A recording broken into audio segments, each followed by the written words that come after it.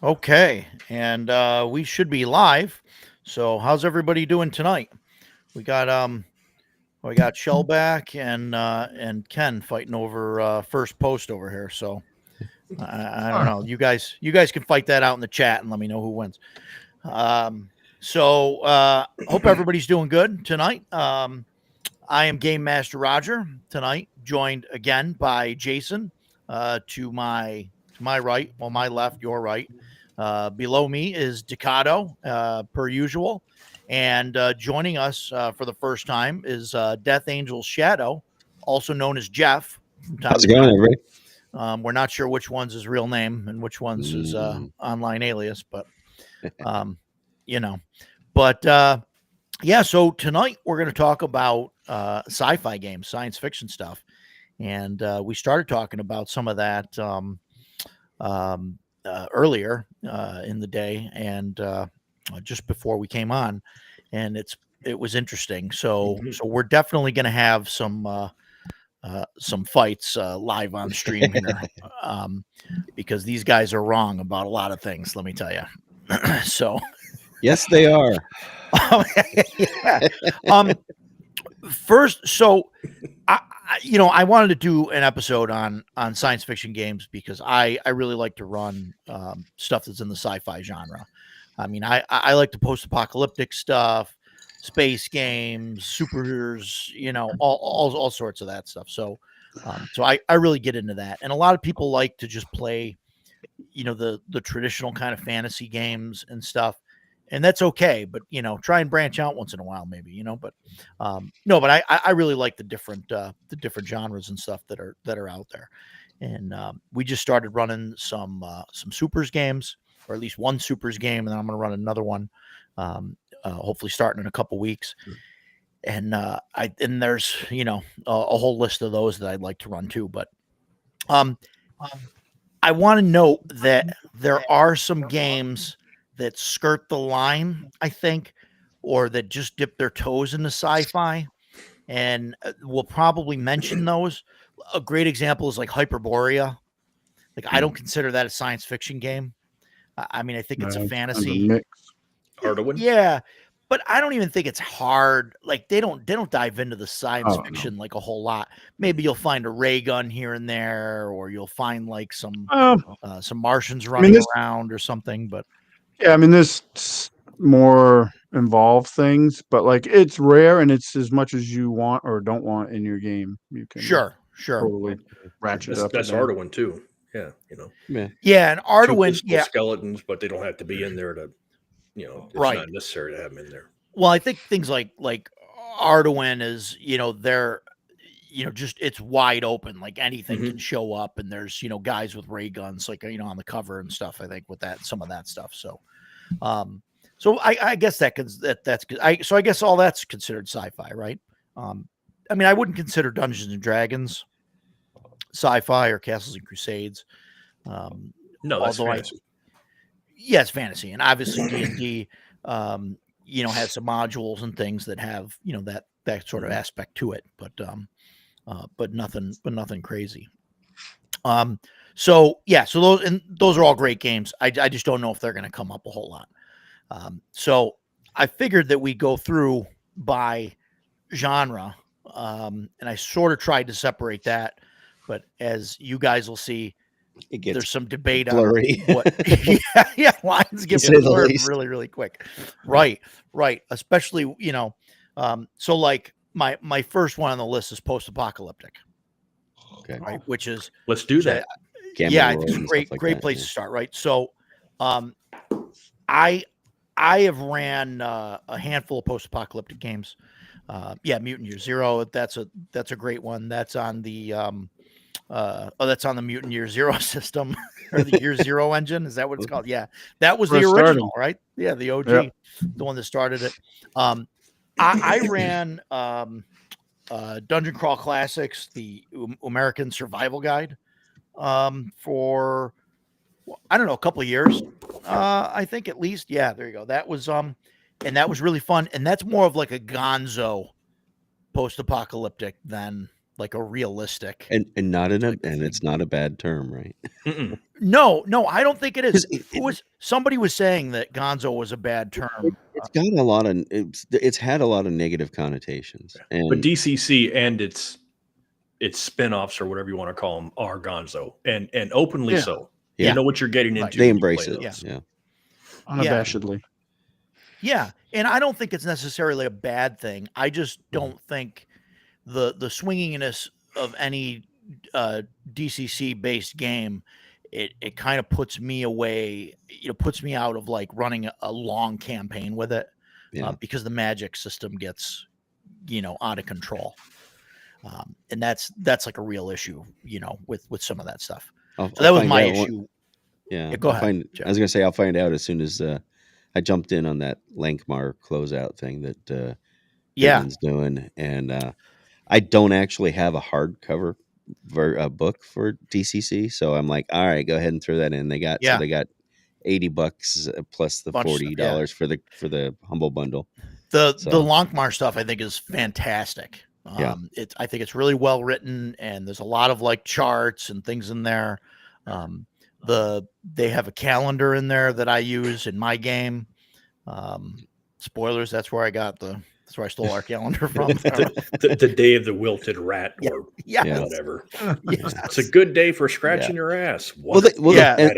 and of course DCC has Mutant Crawl Classics. That's a nice Yes. tongue twister. So that's kind of would be more in that genre even than DCC per se. 'Cause Yeah, DCC, like yeah. you said, would be Oh, yeah. fringe. Kind of like some of the other stuff. Exactly. But And Mutant Crawl MCC Classics goes- is yeah. It goes headlong into right in that. there. Yeah. Into the gonzo science fiction, post-apocalyptic, just crazy stuff. Yeah. We talked about DCC's Magic extensively last week. Yeah, it was Yeah. spellcasting. Yeah.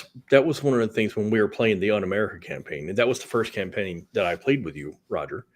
Yeah. I thoroughly enjoyed it. I was having a great time, and I really didn't think I was going to because I don't really do gonzo. But it ended up being great. But like you said, the magic got out of hand so quickly. But Yeah. if you took magic out of DCC, that would eliminate a lot of the options from the game. But if you took it out of the Un-America campaign, you would miss nothing. You've just got Yeah, this Mad right. Max sci-fi game Right. that could be a heck of a lot of fun, and run that, for years. Sure. So yeah, I think that's an option that maybe we should examine if it comes up again. Economic fantasy. Oh, somebody's trying to start stuff already. Yeah, Lonkmar's is amazing. The modules are well written. They do a little bit different things with like the magic, and they put sort of stipulations on it. But if you get the right combinations, it still gets it still gets a little crazy. I'm curious who's getting the license for that, because clearly So- there's his term is ending. Yeah, It's- I don't know. it's I don't not know being who's gonna renewed, get it. so. Running Man Like Game Show Gonzo game. We're gonna hold off on that because that's not post-apocalyptic, but we'll get there. So yeah, and another great. I'm trying to think if I've ever ran like a post-apocalyptic game that was like realistic, like a. I mean, where do you? actually possible? Yeah, I guess there you have to make a Dead or distinction something. between like dystopian future and post-apocalyptic. Yeah. And also with that, when you go post-apocalypse, are we talking science fiction nuclear Armageddon, or are we talking about like The End, one of my favorite RPG settings, which Yeah, I is was gonna bring that up, religious yeah. Armageddon? I was going to bring that Yeah. up. That It is, looks like a. Wow, that looks like a Bible. Yeah. yeah, It it's does. that's a 3.0, 3.5 game. I've got my version. 3.0. Yeah. In fact, it is 3.0, 3.0. Yeah. One of my all-time favorite settings, if it is run properly, and you have to have it, it is meant to be taken seriously. It is not gonzo at all. So you really have to have a DM and a set of players that Yeah. one have read the book, and I'm saying that for a reason that I know Roger understands, that understands the setting and is willing to, it's huge with the religious overtones. It's meant to be Yeah. that way. So if, as long as you can get past that or willing to go into it, man, I think it's an incredible setting. It was really well thought out, and I just does it fit the genre of sci-fi, you think? I think it Yeah, fits because the it's- genre of sci-fi just because of what it is. It's post-apocalyptic. That's science fiction by nature. Yeah. It's I mean, it's definitely- definitely not fantasy. It's Yeah. I don't know how boned up you guys are on the Bible or when the last time you went to Bible class was, we but Been a while. but basically the in the end the biblical apocalypse happens. Yeah. So like everybody's like gone and all that's left is the meek. And The that's story you of and Revelation, four horsemen. the story of Revelation, the last happens. book of the New Testament, the story of Revelation is true, and Yeah. everything in that and it happens. happens. So there's like 10% of the population walking around, and like the four horsemen are walking around somewhere, and like it's a whole thing. Well, let me ask you then, if an RPG was based on supernatural, I mean, that's like the whole first arc of the series, Yeah, Yes. that's definitely science would fiction. that be sci-fi? Because I would always consider that fantasy, but that would be. And you'd be wrong. So Yeah. Well, okay. No, You see what I'm saying? You see what I'm saying? I agree with Yeah. him. The show Supernatural, I think is science fiction fantasy. That's what I think. Okay. It is. We had a heck of a debate on That's Sci-Fi that Snob's blurred line channel we on were talking Sunday about we went for a long time debating back and forth about what is sci-fi. What's sci-fi? What's fantasy? Like, where's the line? Right. Like, I like Urban fantasy. There you go. Yeah, See, urban fantasy. Yep. Right, but like that's the thing is like now you've got so many like subgenres. Right. That it's like we don't know what we're talking about anymore. It's like I feel the same way when I talk about like I listen to what I consider rock music, right? And like I don't know, there's like 50 plus, different styles and types, and like I'm, Oh, I remember I don't those even know days. what I half remember of the them mean, '90s, and when you go into a record store and you'd find Temple of the Dog in one thing and Soundgarden in another, and it's like they're like Temple of the Dog is like Soundgarden and Pearl Jam combined. It literally It is Yeah. literally. it is literally, and yet all three of them were in three different categories at Peaches back in Florida. So yeah, and so I mean I consider post-apocalyptic science fiction, but Okay, well, that's an interesting take. I'm going to bring that one to the table on. Yeah, do it. Next So Decato's bringing up Fallout, yeah, which he likes. Yeah, Got there you mine go. sitting by Oh, too. You guys Yep. got your, dang you guys guys, got your preciouses there. I got my stack sitting next to me on I both. only have sides. one behind me to grab. So Fallout I've is only played it definitely once. It was fun. post-apocalyptic. I like the setting in Fallout. Mhm. I think the setting's fine. The game, it's a roll under the roll low system, so I'm a big fan. Yeah, Perfect. clearly. So it's I got a perfect, Fallout right? tattoo on my right arm, so I'm a Do you have a Pet dedicated Boy Fallout handy or something? You know, I have, I think I have 4 Pip-Boy? versions of the Pip-Boy sitting Yeah. in my living room. Yeah. Wow, nice. figured Nice. you'd fit right in. So, Yeah. yeah. Yeah. I'm a fan. Cool. Yeah. Um, Yeah. I like the setting for Fallout because, it's got mutations and all that, but it's not the Gonzo version. It's not on America. There's Yeah. people are still people. They're struggling to survive. The main game of Fallout takes place 200 years after the nuclear apocalypse. But then there's other games like Fallout 76. The video game takes place 76 or 75 years after the fall. But a lot of people don't really treat that as canon. That's fine, whatever. I'm not here. Yeah, it got a bad rap. I think the game did, didn't it? It had a lot of issues with development. I will talk about it all day long. I know that's not what we're here for. Fallout 76 had a very bad opening. I was a beta player. There were many things I disliked about it, and I disliked the way Bethesda treated us. However, I think we're on year 6. I think, no, or is it year 7? Anyway, it's been out for a while now. I play it every day. I love Fallout 76. I have a great time with it. So is that canonically part of that book, or Yes, but Bethesda and Modifius have my chief problem with Fallout 76 is they have tried so hard to make all the canon from Fallout fit into West Virginia. And for me, that creates a lot of problems that I really don't like, but that doesn't really take away from my enjoyment of the game. Most of this game is really based on Fallout 4, though. Yeah. okay? And that's why it's Fault 111. That's Fallout 4 is you're the lone survivor of Fault 111. They did a good job, I think, with that game, like capturing the feel of Fallout 4. That's the one I've played the most, is Fallout 4. Yep. Like even like the character generation, the way your characters are set up with the perks and all that stuff. I thought they did a good job with it. I've only played it once. Actually played it at CNYCon under DM Bloodworth. Yeah, Bloodworth. This is probably true with a lot of games, but because Fallout has such a dedicated fan base, and fans of Fallout are very knowledgeable of Fallout. Going back to the first one, the isometric view and 2, and then Bethesda put 3 and 4 out, and New Vegas by Obsidian, but also Bethesda. If you're like me and you have all that stuff memorized and you're really into it, if you don't have a DM that knows that stuff also, it can be a problem, because so much of Fallout is the flavor of Fallout. It's not just the mechanics, Sure. And this is Modifius, it's 2D20.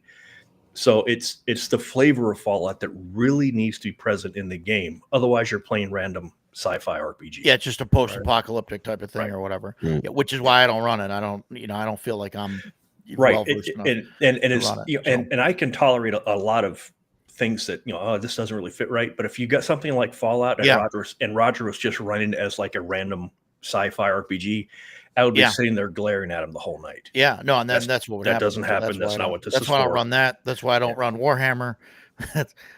Yes, Warhammer's the same way. Although I know nothing about it. Call of Cthulhu. Call of Cthulhu is modern. Yeah, it's definitely science fiction. I generally don't play Call of Cthulhu Delta Green. Delta Green looks interesting. I definitely want to try that. I've played that a few times. I think I'd like that better than Call of Cthulhu. I was talking to somebody about that this weekend. I went to Mepicon this past weekend, and I was talking to somebody about Call of Cthulhu, and they asked me about it, and I basically said that I'm not a fan because I don't enjoy that you start the game at basically max level, and as you progress, you get lower in level as you go through the game. Yeah, like Call of Cthulhu, you definitely have to. And Chris that's asking that, he and I have played a lot of Call of Cthulhu together. He's actually a really good Call of Cthulhu keeper. That type of game, you got to have players that kind of embrace it. And absolutely. It won't work. And you probably say that for a lot of games, but I think with let's get some science fiction. Obviously, it's got a lot of horror to it. For a horror game, you have to be willing to make knowingly bad choices for your character, right? To not ultimately how things are going to go for you one of two ways, right? Poorly.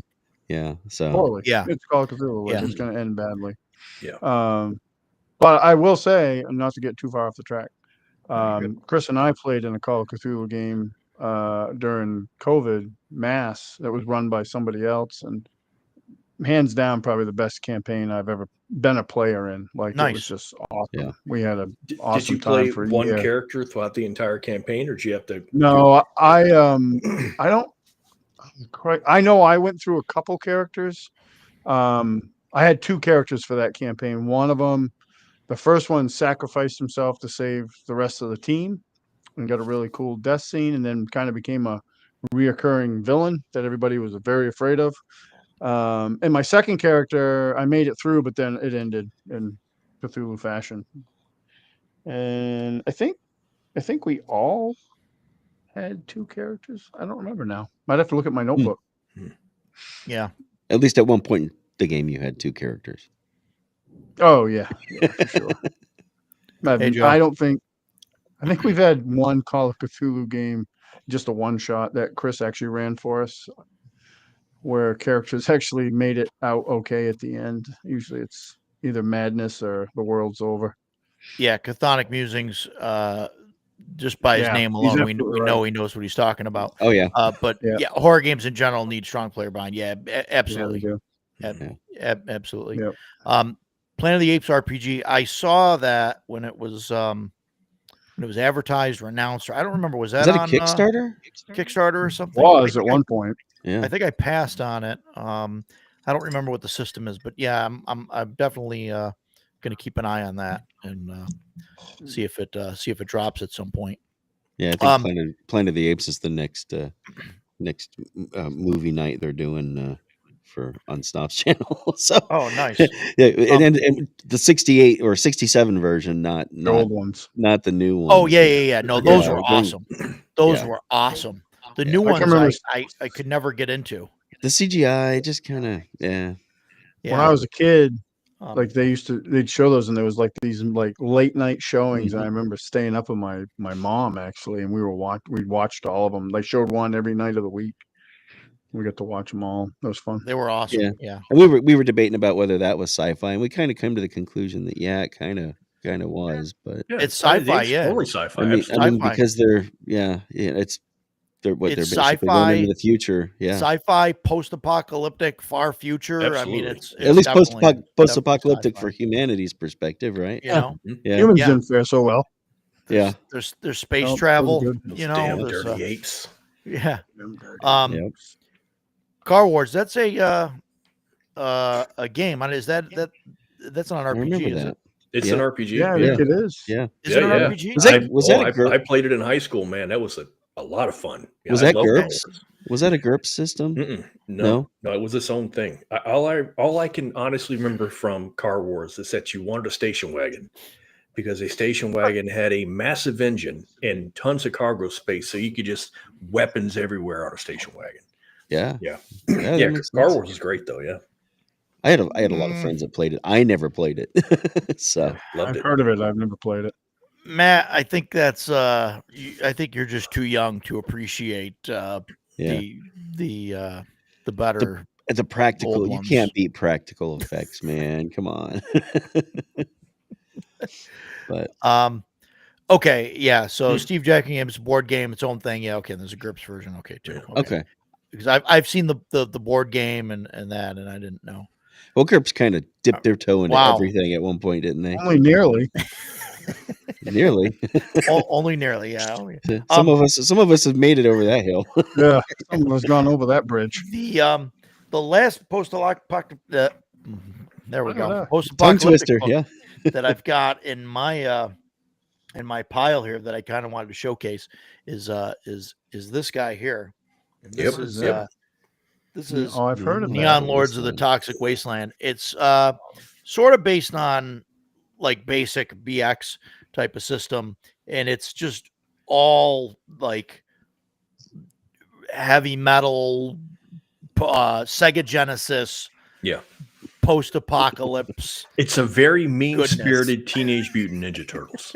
Oh, okay. Should we talk about Yeah. this one? Yeah, it's really fantastic, and this is by Brian Shutter, and he's planning on being at Central New York Con Oh, that's cool. in June, and Cool. he couldn't make it last year and had to bow out, but he's just an awesome guy, and he's just done this, and you could definitely tell, like with something like this, this is one of those things where you just go through it and you could tell like this guy has a passion for this stuff. Yeah. And he put all of that into this book, and it's just amazing. And the first time I played it a Ninja, and it was straight out of American Ninja 1, 2, and 3. I mean, it was Oh, that's awesome. that's the kind of ninja dude. It was so much fun. I'm climbing up on top of crates and coming down on top of people. It was way over the top. It was hilarious, and it was just so much, because there's so much 80s stuff in it.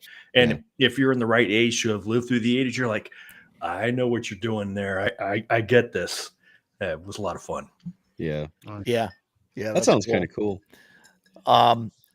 It was a blast. It was absolutely a blast.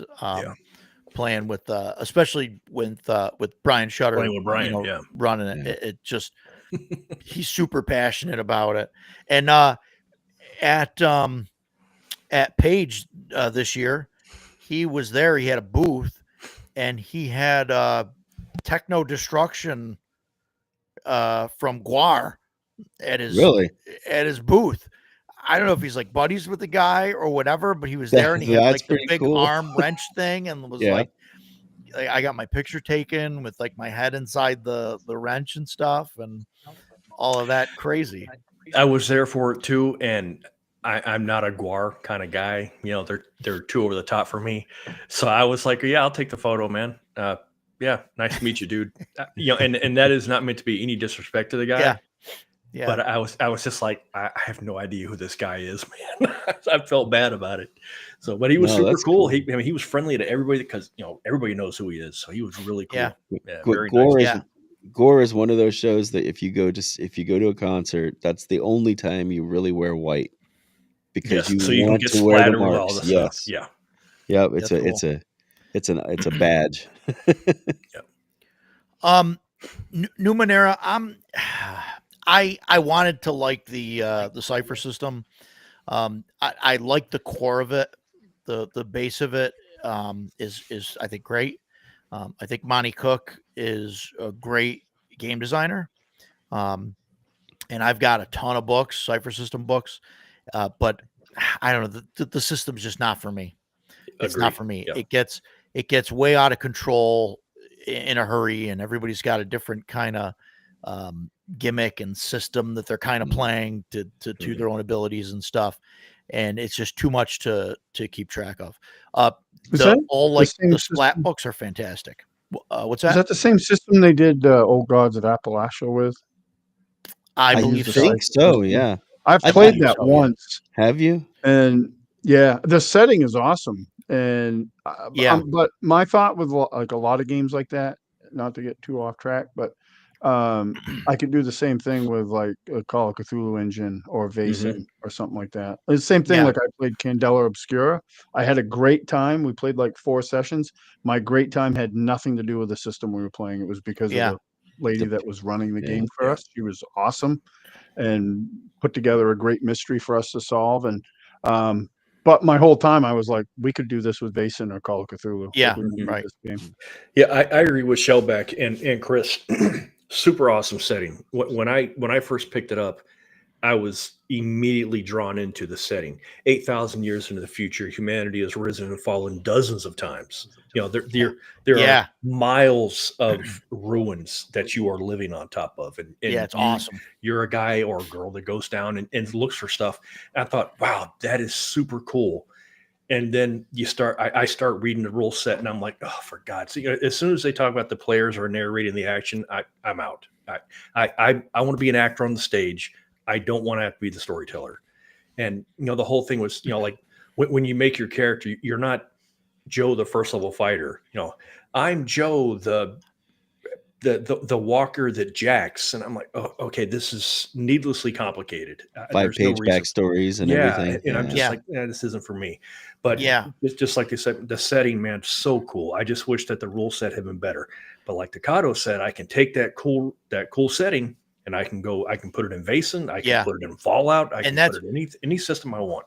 And that's one of the reasons why I've still bought their books. Like they've got the fantasy book, they've got a supers book, they've got a space like book, they've got a horror book, and they've all got really great ideas in there. That's for different genres and everything. The Strange, I think, is a great setting that I want to run. I don't want to use that system. And that's I'll probably do that in the adventures. Stephanie Germain, I think is her name. I can't remember her name, but it's something like that. Shauna. Yeah, I met her once at a con, and I had my book with me, and I was like, hey, will you sign it? And like when she took the book from me, it was like I had offended her somehow. Like she was openly hostile. Really? And I was like, Wow. yeah. And I was like, I don't know what I've done wrong. You're sitting at a table. Isn't this what you're here for? We don't get into politics in this show, but her politics were clearly on display. That's I read about her later. I was like, oh, I got it. Okay. That's why. Understood. Yeah. It was, this that she didn't like. It was, okay, that's fine. Thanks for signing. I don't even have that book anymore. I got rid of it. So yeah, kind of a bummer. Yeah. Whatever. So I think they make really, really great, settings. Definitely the settings and stuff. Like I said, the core, like I don't have the issue that you did with the, where, you say I'm a blank that blanks or whatever, type of thing. Like I'm okay with that adding to the, to adding the roles and stuff like that, or using that stuff. So it's, for me, it's like the system, like later, like beyond that point, but yeah, no, it is what it is. But yeah, no, Monty Cook, though, is great designer, I think. Agree. Yeah, nothing against the guy. I mean, I just don't care for the game. No, I get it. I mean, he was largely responsible for 3.5, which fantastic. Which I openly love. So the period he was largely responsible for. Dakota, this is what you were talking about. Awesome setting and podcast rules. Yep. Yeah, podcast is great. Yeah. That's it.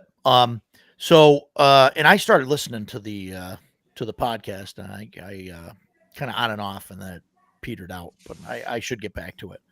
Yeah, I'm the same way. But I do that with anything, even if it's good. Like that is a good podcast. Yeah. I've got I backed the Magnus Archive RPG. Same thing. It's Cypher System, because it's based on a podcast with stuff. I think. What does anybody else have anything to add? They want to add to the post-apocalyptic stuff? No, I mean, you got Mutiny of Zero. That's a great. I did. Chris ran in the chat. Ran that for us. Great game. Tough. Yeah. Tough. Very tough. It's a combination of a lot of resource management, and combat's very, very deadly. But that's a free league game anyway. So, I really liked it though. It was a lot of fun. Yeah. Yeah. Cool. My next thing, I tried to put these in some semblance of an order, but some of these are just kind of thrown in. So I wanted to cover superhero games, because I think they're definitely adjacent. They're definitely sci-fi adjacent. I had kind of went back and forth about doing a separate episode on supers, because I wasn't sure if it was, but it's science fiction, right? I mean, that's what it is. I mean, Superman comes from Krypton. The tech that Batman has, Matt brought this up. Vaults of Varn. Yeah. Matt, absolutely. Vaults of Varn. Matt ran a Vaults of Varn game. I backed the second edition of it. And my daughter played it and she had a blast. It's all like random charts and tables to figure out like who you are. And so I was like some kind of like floating butler robot with like knife hands or something. And my daughter was some mushroom folk person that was like addicted to drugs. I did a lot of cocaine. Yeah. Did they lick themselves or something? She had a blast with it, right? Man. She's 12 and like, but it's just there. Yeah. I did not. And the only reason that I didn't have a good time is when you and I signed up for the game. I was like, cool, match running. This can be awesome. And then the description was, we're going to make characters at the table. And I was like, no problem. I can do this. I sat down and I had a character in my head and I'm going through the book. I'm okay, no problem. We're good to go. Then Matt came over and said, okay, we're doing random. And I went, Lord. What? And so, okay, no problem. I start rolling. And like, I could not have written a character that I wanted to play less than what I rolled sitting at the table. He was like a diplomat and he wanted to talk all the time. And I was like, this is totally not what I want to play. I want to break anyway. It was rough, but I still had a good time because Matt's such a great DM. And it was, and also I don't like playing with children. I've said this a few times, but watching Chloe play and watching her have so much fun playing her mic in it was hilarious. So yeah, it went a lot better than I thought it was going to. Based on Nave, yeah. Shellback, I don't know. Is Rift supposed to, I guess it is. It's not really apocalyptic, is it? It's like I'm ready if we are going to talk about it. Let me, all right, since you've got the special book, what's the what is Rifts? Is it post-apocalyptic? I would call it hard sci-fi post-apocalyptic dystopia. It's a Palladium game, man. What are you gonna do? They just threw a bunch of crap in the blender and said go with it. But yeah, I mean, there's radiation everywhere. There's mutants. It's post-apocalyptic, sure. Yeah, I guess. I actually enjoyed, Rifts. And look, I've said this on stream before. You guys have heard me complain about this, except for you, Jeff, probably. Well, you may have heard me bitch about it on the stream, but I am not a huge fan of the Palladium engine, the Palladium system. I have not tried anything with Palladium. The percentile roll under against yourself. I'm not a big fan. When you start using, especially when you start using more than one book, there's just a million different skills and stuff that's out there. And I think it gets, ridiculous, and I remember playing Rifts and I had basic math, advanced math, science, physics, and the science, something else. But the roll I needed to make was I don't know, physics math or something. I don't know what it was like. And it's oh, you don't have that skill or whatever. So so if you don't have that skill, you can't do it. So you can make the roll, but it's at a lower, okay. It's at a lower percent. You're trying to roll under. So it's kind of, so it lays heavy into the skills though. A lot of skill. It's like 3.5 on drugs. On steroids. Way worse than it's the core book has 10 times as many skills as 3.5. Jason's looking up the numbers. And that is it had a lot. There's got a lot of skills. I mean, I used to be a really big fan of skills, but oh, is that it? Yes, and now see, and see the in that book, because I'm going to defend Palladium because I love so much of their stuff, absolutely. And I do. Yeah. Also, we talked about the Palladium RPG a couple weeks ago, and I remembered what I love so much about it, but we'll talk about that later. I barely remember doing that, Matt, but that's what it was. Yes, I did turn him into a gold statue. I remember that. Yeah. It was with a grenade, wasn't it? Some kind of weird grenade that I had. Yeah, a Midas grenade. It was anyway. It ended up being a lot of fun. Yes, Palladium does have a lot of skills, and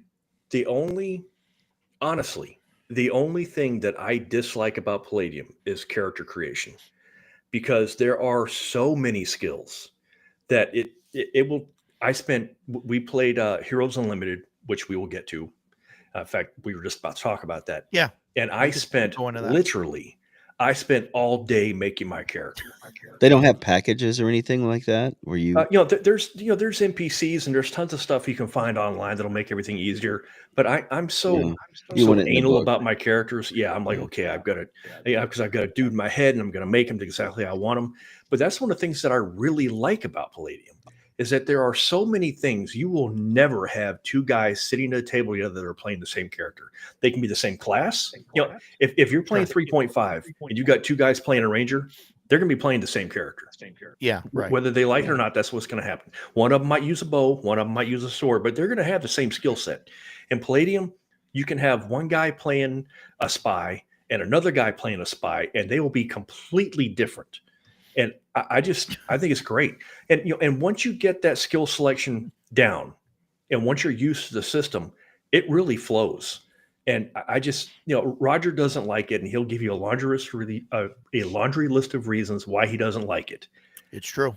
I really enjoy it. It just takes a little bit of effort to get into the system because it is very dense. So you're the the fan. Yeah, Clearly. and you know, Yeah. so Matt is it's wild. The only thing he likes about Palladium is making characters. But you know, like to mention like TMNT, right? So TMNT is in there, but the Right. TMNT book is like I mean, it's a thin book. It's 40, 50 pages maybe. Yeah. Like, and so like that I think is okay. Like there's not enough in there where it's a huge problem, you know. Whereas like, and maybe my problem was that we were playing Rifts a while back, but even when we played Heroes Unlimited, I think it was too much. But when we played Rifts a handful of years ago, we had like, I don't know, 20 different books and everything. Oh wow. Look at that. Yeah. Fancy. Look at, hold it up. Yeah, look at that. That's nice. Wow. Is that like blue? Is that a blue? Like a It's kind of a blue blue-green. It's Yeah. a brown leather, leatherette cover. Yeah. But here's the best part of it. Oop.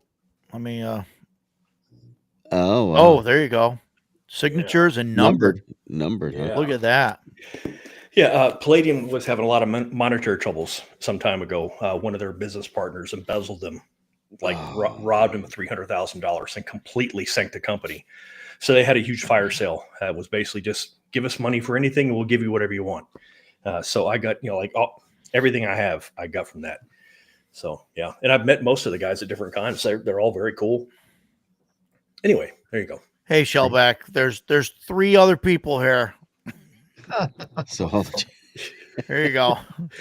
Sorry, There you man. go, Shellback. Yeah, Shellback, I totally agree. The Palladium RPG is so much better than 4th or 5th edition. I will tell this, and then I will stop. I promise. well, 4th edition is a low bar. Okay, it certainly That's is. a very low bar. Very low bar. Last week, I talked about a guy that I was playing with, and he said, "I've got a system for you. I think you're going to love it. You'll like it better than D&D. You'll never want to play again." And I was like, "Yeah, right."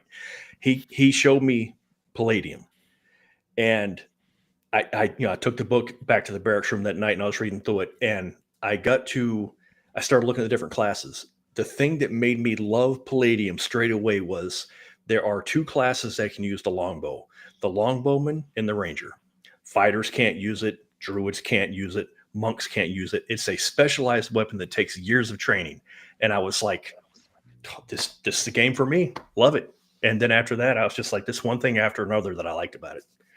Okay, I'm done. Go ahead, guys. Sorry. I think that had I played it more, I mean, maybe with like a slower introduction, then here's riffs, and we're using all the books. Like, here's 15 books that we're using, and all the skills and stuff that were in it and everything else. Like, I mean, maybe I would have liked it. And I totally get it. The Palladium RPG was like that. I think there's 15 world settings in the Palladium RPG, along with like 5 monster manuals and a bunch of other stuff. So I totally understand that. If you take the core book and say, we're going to play Rifts, or we're going to play Palladium, it's a heck of a lot of the fun. Rifts book is pretty small as well. I mean, it's probably double the size of the TMNT book, but it's not that big. It's probably half the size of the Heroes Unlimited book. About 245 pages. Yeah. Okay. So and a lot, and a lot of that's flavor. Sure. But one of the things that I really like about it is the GM section, the Game Master section for Rifts is 20 pages. Everything you need to know is in the book. And Heroes Unlimited doesn't even have a GM section. Right. But you also don't really need one. Yeah, but it makes the book that much bigger. Right. So supers, I don't know if you got anything else there, Ducato or Jeff? I think Jeff never played any of the super games.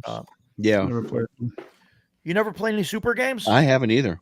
Well, so I started in the long ago playing the DC Heroes RPG from like 80, I think 82, 83, I think was the first edition of that. And then the Marvel Superheroes RPG. And that was a percentile roll under as well, but it wasn't as bad because there's kind of like a chart that you roll on. But yeah, and I really like the DC game, and it was kind of out of control, and it's kind of difficult to create characters and whatnot. But I liked it. I like those systems, and I played those since I was a little boy. Believe it or not, I was a little boy at one point, but doesn't sure as hell doesn't feel like it now. But yeah, Marvel TSR, yeah, and I thought it was Matt. Right? I don't know if you've played a lot of the Palladium stuff, but that was roll under, percentile roll under, roll low, and I thought it was fine. I mean, it was super easy to run and whatnot. So, but is Marvel TSR? Is that it was Marvel TSR? Heroes? Yeah. But that's Marvel Heroes, right? Marvel Superheroes Okay, yeah, RPG. yeah. It's been a long time since I played it. I think there's a Marvel Heroes one, and that came later. It's all of them have different things and all that. But so those were great. I love those, but I probably won't. I might go back and run those again at some point just for fun. But right now I'm looking at running Sentinel Comics RPG. It's kind of a fun little kind of game, and Greater Than Games went under, or is in the process of going under. So I was able to pick up a bunch of core books super cheap. But I like the system in it. You pick a power, a quality, and your status, and you roll 3 dice, and the middle result is the effect that you do. So it sort of keeps everything in balance, which is great, I think. But first Super's game was Champions in the early games. Yeah, I have Champions as well. Haven't played that too much. But Super World, never heard of Super World. That's interesting. That's from Chaosium, though. I'll have to look in that. Yeah, Chaosium. That's interesting.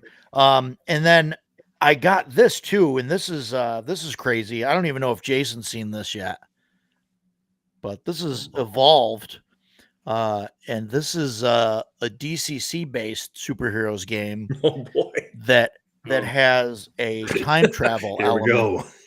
When you create a character, you create a first level character and a 6th level character.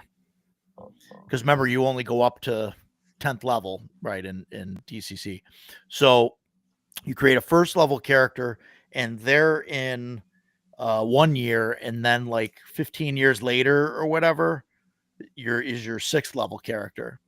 And so you kind of, when you run the module, you go back and forth. And so like the lower level characters can affect the higher level characters with things that they find and things that happen to them and stuff.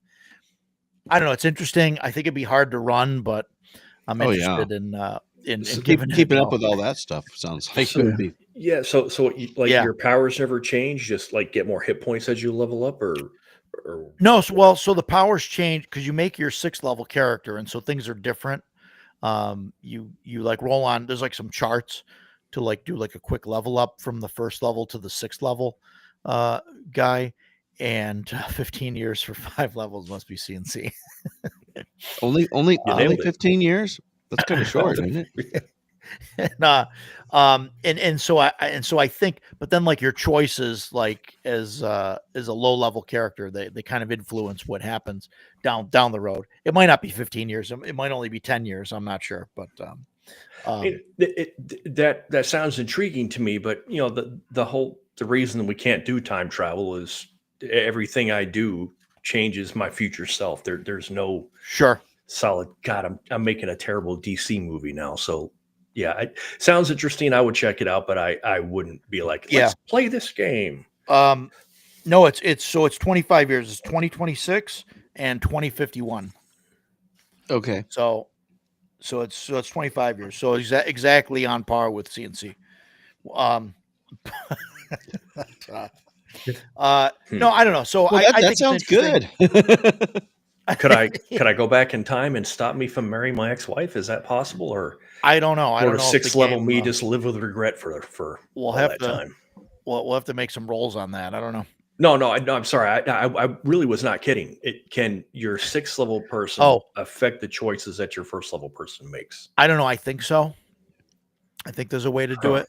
You're not going to break the. But I think it's the easier time to go the vortex one or way. something. Right. Yeah, it's easier to go the one way than it is to go back. But yeah, it's kind of interesting. Yeah, taking the premise Ocarina of Time, making a Cape Crusader sounds weird. Yeah, I don't know. I'm into like the superhero stuff. Like I want to run that more, and then especially when with running Heroes Unlimited there, like it got me, it got the bug going, and I'm like, oh man, I want to play some supers games now. See now, and that's the type of thing that I would want to maybe play in, but I probably would never run it. Mm-hmm. That's, Yeah. Yep. Yeah. I don't think I've ever run Heroes Unlimited, and I've been playing since 91, 92. Wow. Yeah. Have you ran any supers games? No, I have not. And Wow. that's kind of weird because I used to be a huge comic book fan. So yeah, I would rather, I would rather play. Yeah. Yeah. Yeah. We were talking about Marvels very briefly that, TSR or whoever owned it. Mm-hmm. And I've told Roger this story.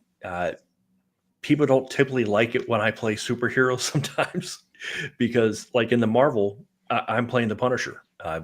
Basically, the DM handed me this stack of character sheets and said, who do you want to play? I'm a huge fan of the Punisher and Spider-Man and a couple others, but I saw the Punisher and I was like, I'm playing the Punisher. I would have never guessed. I know, crazy, right? But half an hour later, I'm in my battle van because, it was the 80s, man. It was a terrible comic run, but the Punisher had a battle van. Anyway, so I have a battle van and I said, I'm the Punisher. What weapons do I have? And he said, well, you're the Punisher. You pretty much just pick whatever you want. You got it. Also, keep in mind that I was in the military, so I knew a bit about weapons. And I see Electro riding his Lightning across the New York skyline, and he stops and he's hanging onto the side of a building. And I said, cool. I pull the van over and I grab my Barrett 50 caliber sniping rifle, M82A1, and I shoot Electro with it. And the DM looked at me and he was like, go ahead, take your shot. And I rolled really well, killed Electro.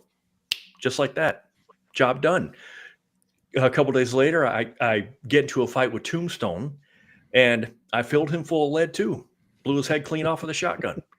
And the DM stops and he looks at me and he says, you keep killing all these iconic villains. They're not going to get to come back. And I went, I'm the Punisher. And he went, you're right. Yeah. And so we stopped playing after that because, so the Punisher is not a hero. He's an anti-hero. He's a vigilante. Right. There are things that good people don't do that the Punisher does on a daily basis.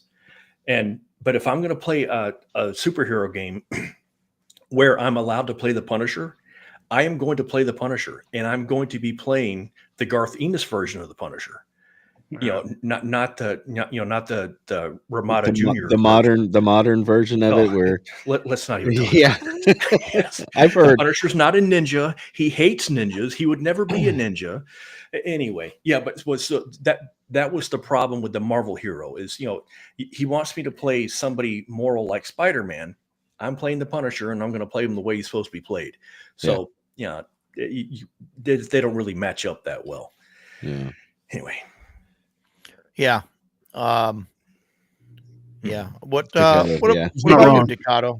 What do you play any supers games or run them or anything like that? I never have. Like most of my time, like you said in the beginning, like my guys were very heavily fantasy focused. We shifted a little bit here and there. We talk about we played Star Wars, we played a little bit of Shadowrun, but it was mostly D&D. Like that's all they were really interested in. Like I wanted to play Call of Cthulhu ever since I knew about role playing games, and it wasn't until COVID where I actually got to play the opportunity.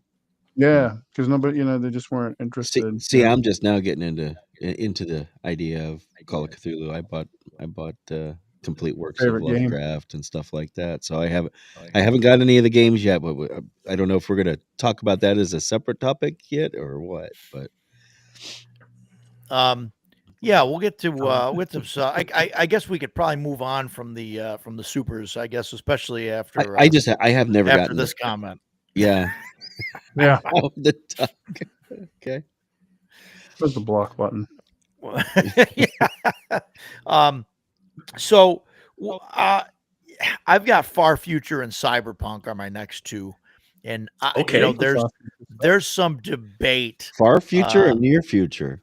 Yeah, that's the debate. See, so there you go. So Jeff, because you mentioned it. Is Cyberpunk always near future? Yeah, usually it's not too far off in the, I mean, when I was playing Cyberpunk, well, we were doing Shadowrun, but the Cyberpunk I had at the time was Cyberpunk 2020. Well, that was 5 years ago, you know. Yep. Well, So And it and we came were out in yeah, playing, but it's 1991. yeah. So it was 30 years in the future, Yep. So And that's Shadowrun is 60 years in the future. right.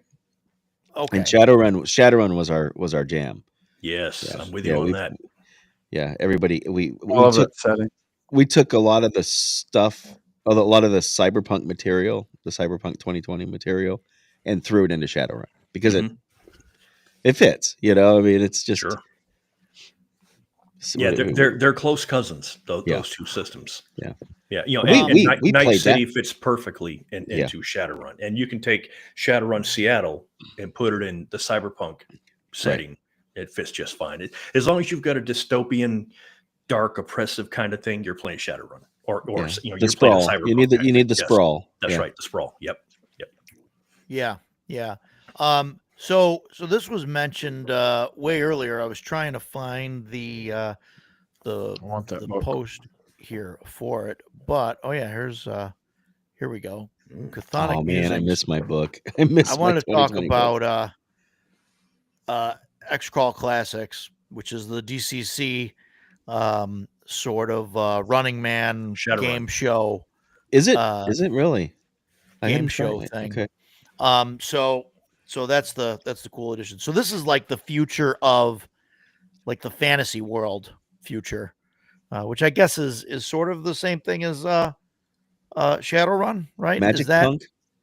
or is that human future and like a I don't really know the story of that, but I mean, Oh, no, but but Shadowrun: The Age of Magic returns Mhm. in the okay, future. okay, The Awakening. So it's basically it's like Cyberpunk, but magic comes back. So Mhm. it's a cyclical thing. What is it? okay, It's like right. the fifth age of magic, I think it is. Isn't The it sixth age. Sixth Yep. Age Magic. So Uh, X Crawl is basically like Running Man type of thing, where the dungeon crawling thing is a through the it's city all streets. televised. Yeah. It's all televised and Oh stuff, and wow. it's cool. Okay. So you got like a dungeon judge, and like there's like an announcer, and you can you have like you could like cheer the crowd on or get the crowd to cheer, and like that they can give you bonuses and things like that. So like you want to do things like that keep the keep your audience votes up, so you have that instead of Gotta have like good ratings, huh?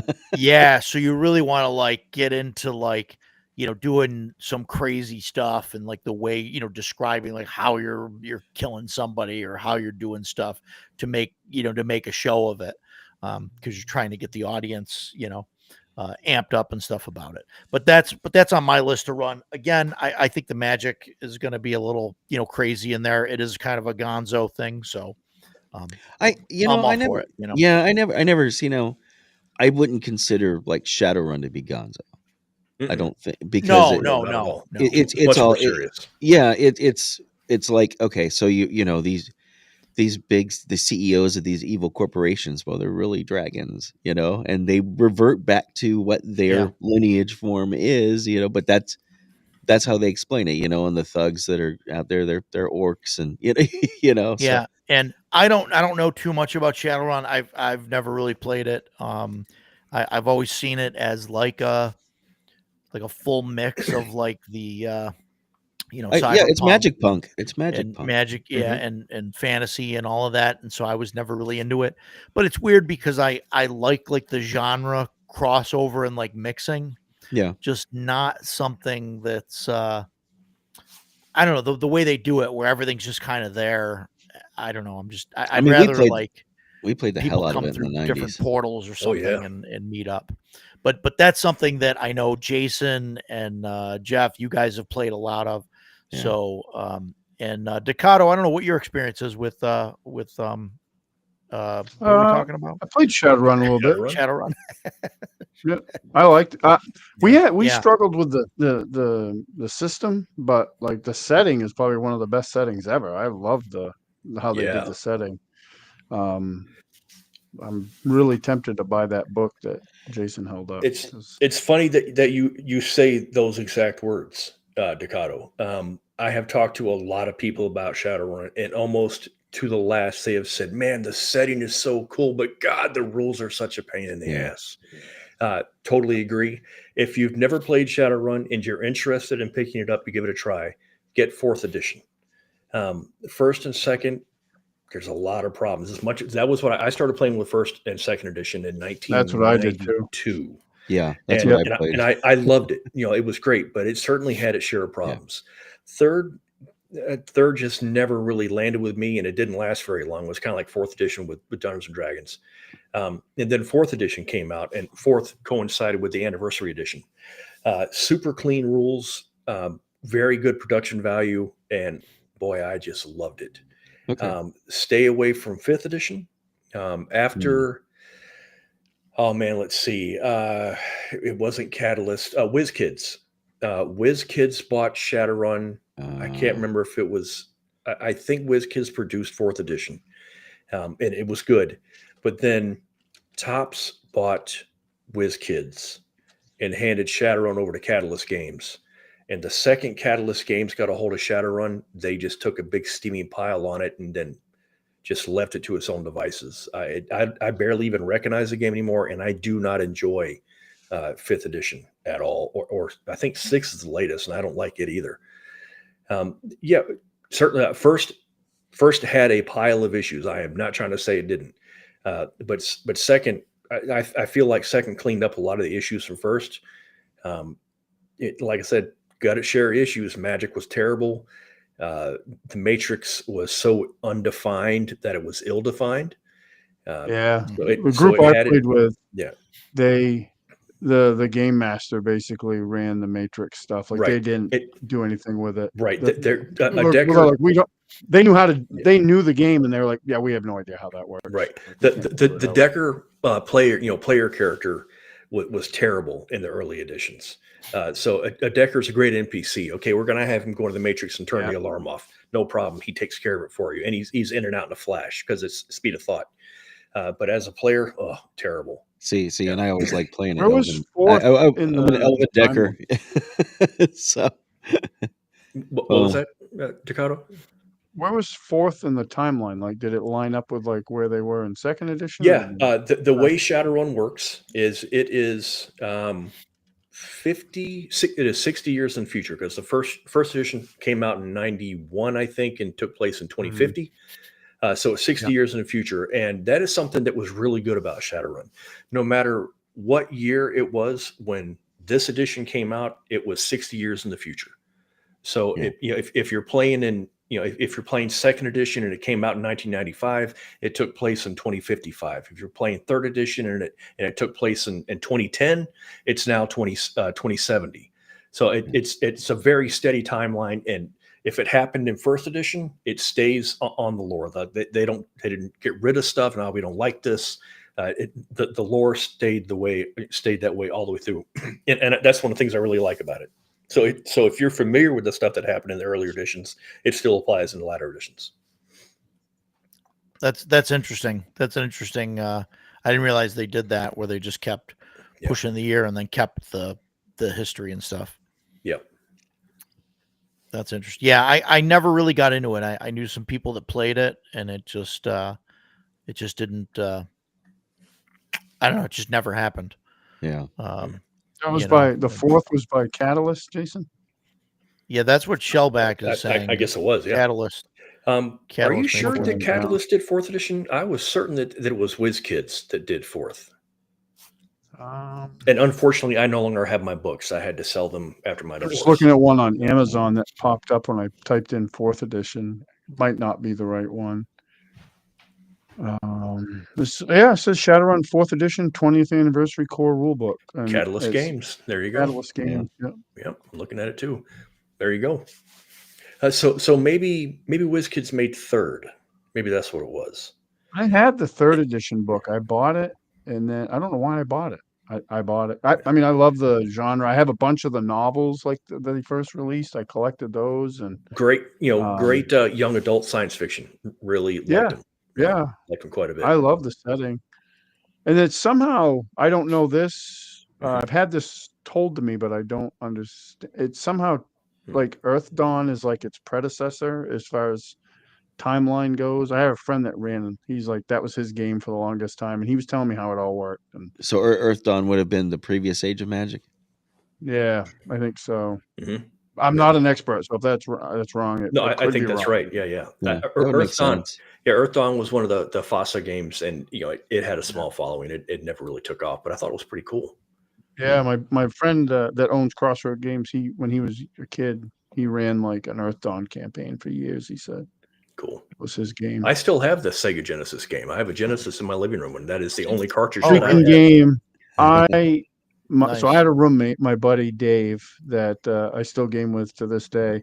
When we lived together, he had a Sega, and we used to play Shadowrun all the time. And then my one year for Christmas, my mom was like, "What do you want?" I was like, "Oh, I want a Sega," and that was the only game I wanted, and we could never find it ever again. It was Man. before the age of the internet, so Now you can just get the track it down. emulator. Yeah. Now Yeah. they have the computer ones though. Those aren't too bad. I've only played them a little bit, but The Harebrained Scheme games. yeah. Big fan. Yeah, big fan Yeah. of both of them. Unfortunately, they had an MMO that took place in Boston, and I loved it. I thought it was super cool, but it did not last very long. Those it tanked. are those the turn-based ones? Yes. Yeah, Where you they're gotta like like Baldur's group Gate. and Yeah. yeah, okay. Get your band and stuff. Yeah. Yeah, they're neat. There's a whole bunch of them too. Like they even have them on Xbox, probably PlayStation too, I guess. But I have some on Steam, and I think I actually have one of them for Xbox. I'm a huge fan of that setting. Like I would love to play a game in it 'cause I love the mix of the magic and science fiction and all that stuff. I think it's probably I one think of the I still best have things out the there. game. I have the game that they came out with a few years ago, flagged on Steam. One of these days, I'm gonna Oh yeah, pull yeah. the trigger on There's it. probably half a dozen ones. Oh yeah. on This was. Steam. There's Shadowrun Returns and Shadowrun think Hong that's- Kong. Are I think the I two think the games. Returns is the one that I've. Yeah. Yeah. Yeah. I haven't and tried There's it. that one in Germany too. There's Yeah, one. that's Shadowrun Returns. The director's cut was not really in Germany. Kind of, actually, there was one that was in Berlin. I will check my Steam files and let you know. But yes, it originally came out on PC on Steam. Then a couple of years ago, it was re-released on Xbox. Yeah, I know I have some on Steam, and I have at least one on Xbox. Yeah, I've got one or there two you of go, them on Dragonfall. Steam. I was going to say Drakenfall, something like that. Yeah. That's the one in Yeah. Germany. But that was actually DLC for Shadowrun Returns. Oh, okay. Hang on. Okay. Yeah, it's right up there. My favorite. For a game that I didn't play like a ton of, we did play. I love that setting. I mean, because I probably got immersed in like all the novels. I mean, I collected those. I still have them downstairs. Yeah. All the novels. And just it was originally called Shadowrun Returns, and then the director's cut came out, and that Dragonfall was DLC for Shadowrun Returns. Then they made that the main game, Shadowrun Dragonfall Director's Cut, and its sequel was Shadowrun Hong Kong. Both of them were good. Were they? And I have Shadowrun Returns as well. So are they Microsoft now? Are they owned by Microsoft? Is what I'm reading. I don't know if Harebrained Schemes is owned by Microsoft or not. I don't know. I see something about Microsoft in here, so that's why. I've wanted to try them. I loved playing Shadowrun, but yeah, I obviously trying to find, like you said, what 4th edition book. How hard is that?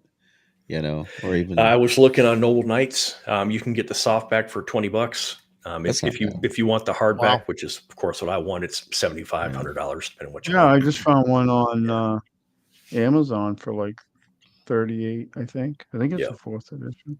Oh, that's not bad. Paradox Interactive was the publisher, I think, and Harebrained was the developers. So that's the one to play is the 4th edition. In my opinion, yes. Did they go the way of WotC? Is that what they did? Kind of. No, I don't know that they don't openly hate their players. Okay. No, it was just really. Concept. It was kind of like with the latter editions. It was like we needed to make it different, so everybody knows that it's not first or second or third edition anymore. So they started adding edge, and flaws and things like that. And it was just like, okay, I really don't need all this stuff. I just want to be able to use the Matrix and shoot a cool gun and drive a cool motorcycle. Right. So yeah, it's but really with fifth edition, what killed me was, man, the production value was terrible. Like we've spent a lot of time talking about CNC with its terrible formatting and typos and things that don't make any sense. Dude, the later editions of Shadowrun from Catalyst Games, there No were proofreading? sections that were nearly unreadable. They were absolutely awful. Oh, And and then they'll release like a new, like the Magic System, in, boy, I think it was sixth edition, whatever the latest edition was. Yeah, When 6, yeah. yeah. I pre-ordered the collector's edition hardback, I got it and start going through the Magic System, and it was like this much information, and I was like, "What the hell is this?" And it was garbage. It was gobbledygook. Well, then 6 months later, they release the revised Magic book, Street Magic, or Street Mage, whatever it was. And Street so Mage. this is the Magic section. Okay, look, dude, Magic's an important part of this game. That is Yeah. where man meets machine in Magic. The Magic needs to be Right. defined in the core rule book, not in a secondary book that I need to pick up later. And they were doing that with a lot of stuff. It was just terrible. Yeah. Yeah. I've seen that. I've seen that in other systems where they kind of skimp on a lot of stuff, and then they're like, "Oh, but we've got this splat book for you." Yeah. Yeah. Like, Yeah. Somewhere on my piles and piles of PDF I have stored, somebody took Shadowrun and made a D20 version of it, and made it's like a 300 something page PDF Wow. that I stumbled across. I should try to find it. Apparently, there's two 6th edition versions. Yes, I don't- the initial, like I did, and then they my had like pre-order. the revised. Anarchy. Yeah, Is it there Anarchy? were Dare I say riots in the reforged Shadowrun edition? community. Kind of, yeah. There were kind of riots in the Shadowrun community with that original sixth edition. People were saying, what the hell is this? Why did you sell this to me?" And so they did a second version, like a 6.5. Yeah. So Anarchy, Shadowrun Anarchy came out in 2016, and it says it's a simplified rule set. So is that maybe the one that doesn't have any of the magic? Yeah. Or, No, I don't think so. When they say and I never simplified, checked out it's Anarchy. yeah. Yeah, I never checked it out. And then We'll the get other there, one is Edgelord. Sixth We'll get World. there. So So Shadowrun, maybe that's something I should try at some point, because I do like the genre mixing stuff. I will be delighted. Usually I are like you it, running, Jason? more of like a mixed, I have run a ton of Gonzo Shadowrun. thing, but Yeah, I maybe would run Shadowrun again. maybe you I'd can play. run like a short campaign or something, Cool. Yeah. do like 4 or 5 sessions Yeah. or whatever, whatever a large module would be, or And we'll whatever. just use the core book so everybody can get that, and that'll be it. Yeah, I love that plan. Not having 20 books. Yeah. I ran I had ran Cyberpunk Red. I ran the starter set, and then like we did a small kind of campaign. I don't remember. I don't think it was that. What was it, like 3 sessions maybe? Jason, do you remember? Which was this? I Sorry. ran it online. Cyberpunk Red. Remember, I ran the Yeah, boy, I that ran the tanked starter hard. set. I ran the starter set for Yeah. you, Harry, and Ethan at PAX Unplugged. Yep. And then we I don't remember if we used I think we made new characters or whatever, and I ran maybe like 3 sessions or something, and I really, oh man, I want to like the system. I guess I'm not a huge fan of skill-based systems, and the way they handled it. That was what especially, killed it like, for with me. Yeah, especially with the way that they had like combat being run and stuff. I don't know. It just didn't seem intuitive. It I think also they should have simplified some stuff. it also did not help that you had 2 players that were bent on causing chaos every step of the way. Sure. That made things very difficult. But Yeah, earlier yeah. when we were talking about the Palladium system with all its skills, good Lord, Shadowrun Red has, and I've got my book sitting back there. I've got a bunch Yeah. of Shadowrun Red stuff. Yeah, I got mine. Man, there are so many skills in that game, and for me, a lot of them don't make any sense. Like I just like, what am I looking for? I don't really get this. But again, you play it enough, you learn the skills, you learn the layout of the character sheet and the layout of the book, and maybe it will be better. But boy, it sure was. It was difficult to pick up, and I was such a fan of Cyberpunk 2020 that, you know, and after meeting Mike Pondsmith and Cody and his wife, whose name I just forgot, you know, after meeting them, I was like, man, I'm all in for Red. I'm going to get this, and I'm going to play. This will be great. We got it. We started playing it, and it was not great. What are you going to do? Yeah. I don't know. It was okay. I mean, I don't know. Maybe running it, maybe if I'd run it more, whatever. It just, I think for me, like skill based games, I think are an issue for me. I'd rather just like be able to wing it or whatever with, you know, like stats and things like that. Regular, Yeah. And that's not to say that I'm, you know, I'm completely against skill based games, but it just, I there's don't know. there's one we're gonna talk about shortly, I'm sure. They always seem to just add like a ton of skills that you don't need. So, Yeah. you know, that's kind of an issue there for me. But, and then 2020, I think is a similar system. Because Cyberpunk Red, I think, was kind of like the sequel to that, or they changed some things. 2020 was the one that we had back in the day. So yeah. And we like I said, we wound up folding it in too, but you know, they had like Friday Night Firefight and all this stuff, you know. Yeah, right. And yeah, I don't know, maybe, like I said, I don't know. It just didn't do it for me. The setting, I think, is fine, you know, Cyberpunk setting. What do we got? What do we got here? Hang on. That's 2020, you know. So the skill list, even in 2020, is quite dense. Yeah. But I don't know. But like when I look at this, I'm like, oh, okay, this layout makes sense to me. So maybe it was just the layout of Red that I was like, I don't know what's going on here. I don't know, maybe. Or maybe I'm too old. I haven't tried Red, so I don't. I would love to. I wanted to when it came out, and I even wanted to pick up the game, but then it was so buggy. You know?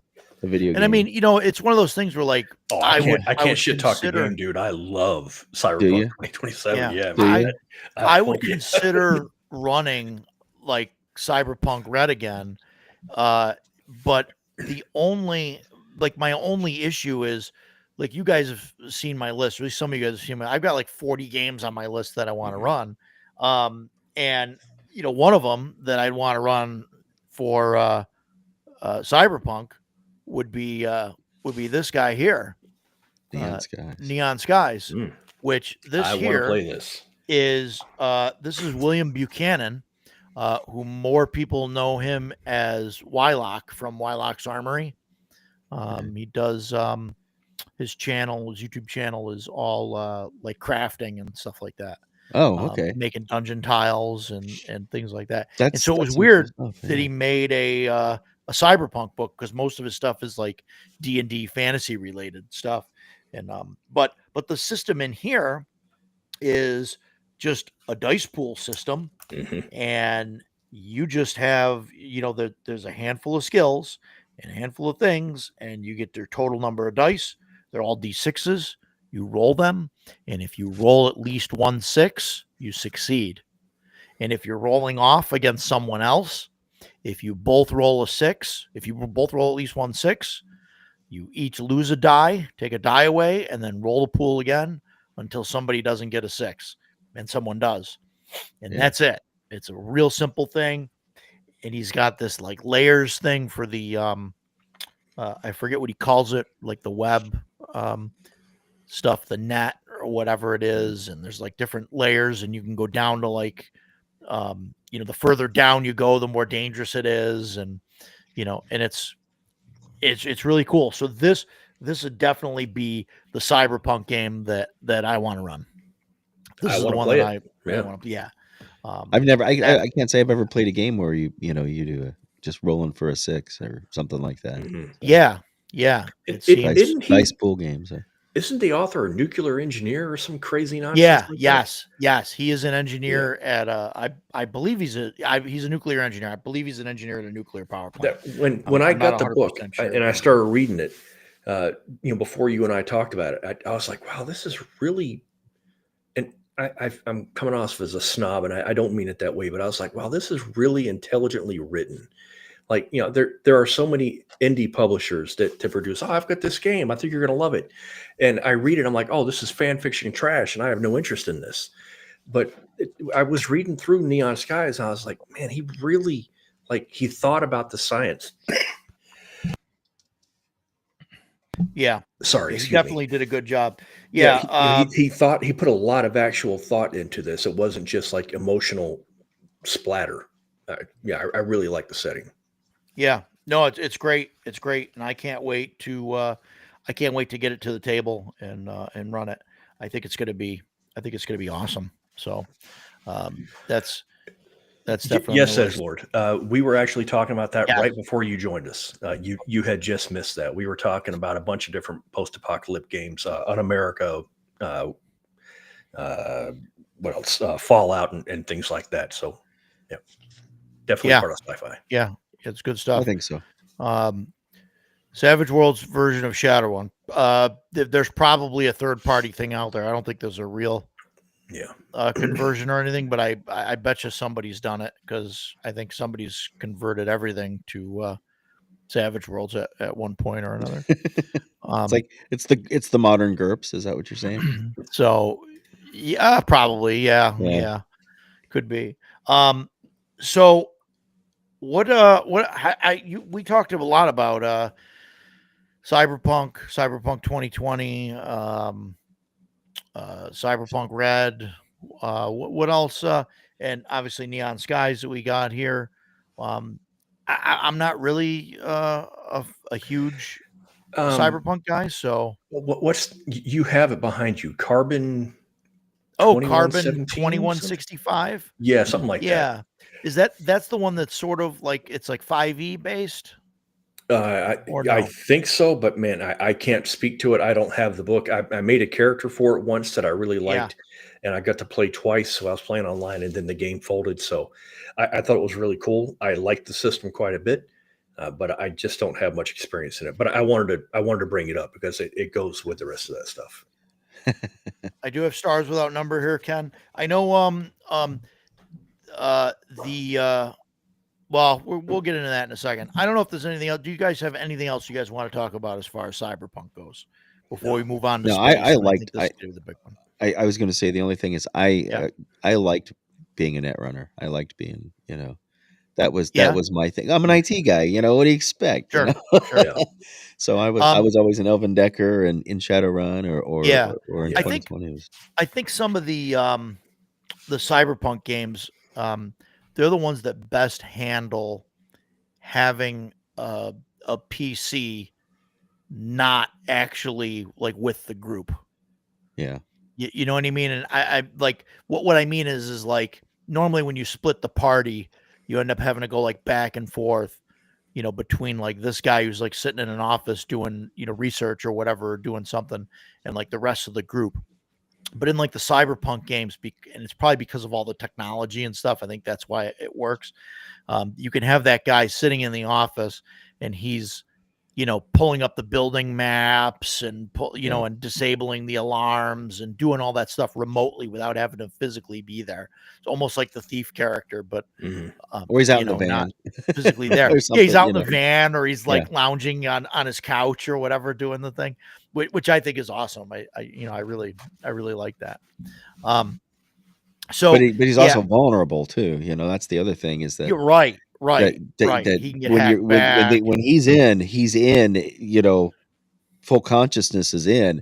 Somebody can come up behind him and jack him. Right. Which is why he's got to be he's got to be protected, or he's got to have some backup. Yeah. Or just yank his wire and now his brain's fried. Yeah. His consciousness gets stuck in the net.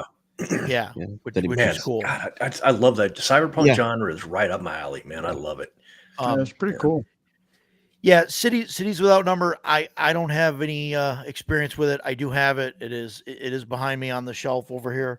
I have yet to play it or really go through it to speak of it. So I guess moving into space games is the last category I got. Is space. Sure. Before we Yeah, go before we ahead. move on, Yeah, can I say one thing? Yeah, absolutely. I've been looking at all the chat. Everybody that's interacting with us on all the Shadowrun stuff. Thank you. Yeah. I can't acknowledge all the corrections because I'm just missing someone. Everything I'm talking about with Shadowrun is going from memory because I had to sell all my books after I got divorced. So the things that I'm misremembering and you're correcting, I actually really appreciate you doing that because I've got happy memories of Shadowrun and I just want to keep them going. So Me too. Yeah. Me too. And my books have been lost over the years. I will get mine back eventually because of life. Yeah, and that's the Little by thing is little. I've been slowly rebuilding my collection because all I had was some of my 5e and a few of my third edition stuff. You know, Yeah. I lost all my Faerun stuff except for 4 books. It's like, so starting over again is hard. We're getting there. Well, our space game's the final frontier. Well, we I don't know. We should answer his question on Star Trek. That was a while back, and Oh, we yeah. kind of glossed over it. Yeah. Let's what?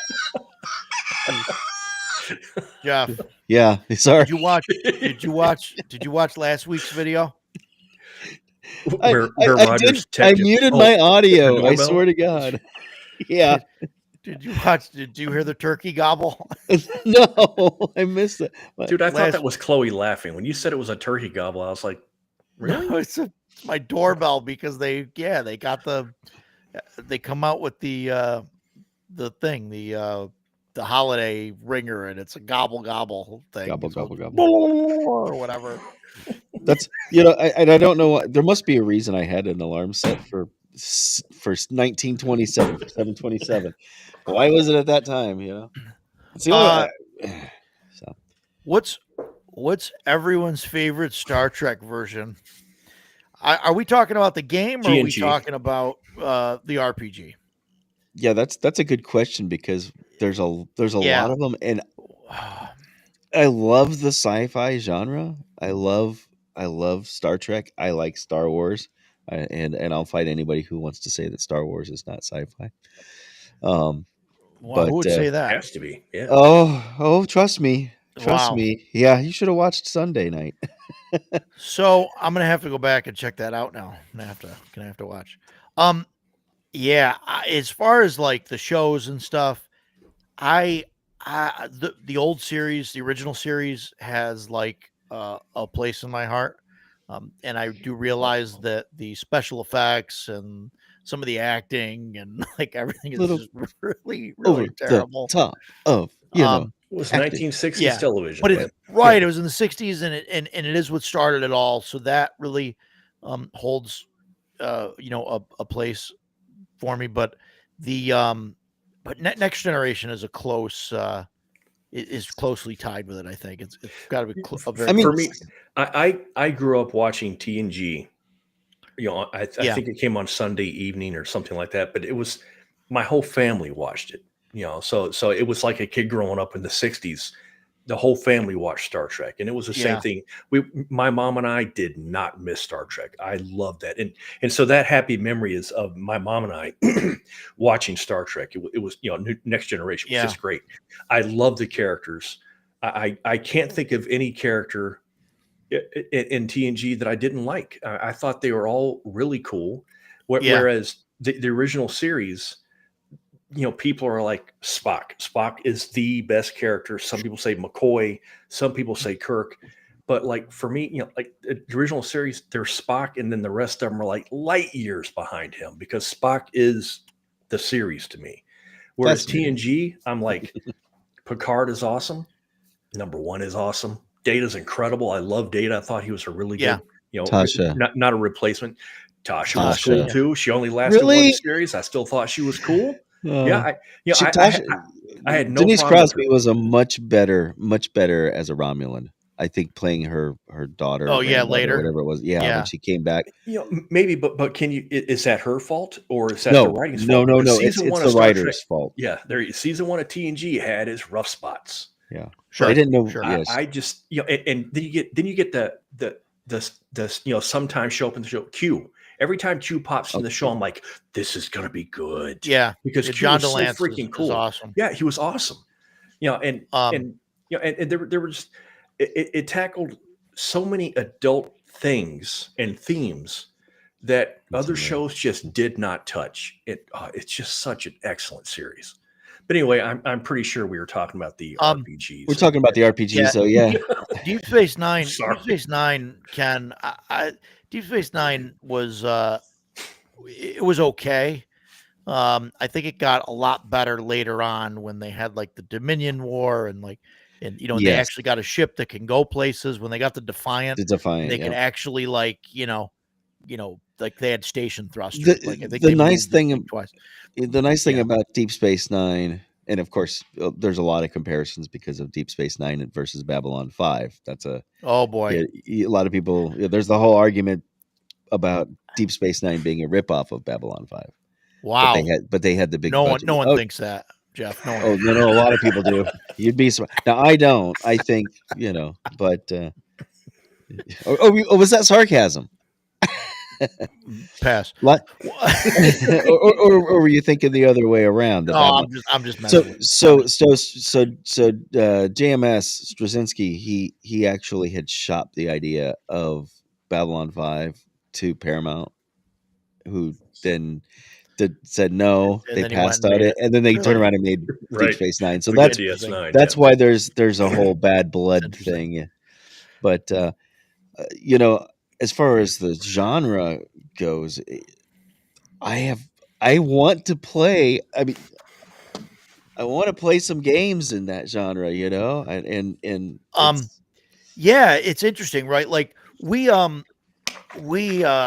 man, I've played in a couple Star Trek games, and one was back in the day. I think it was the FASA one, right.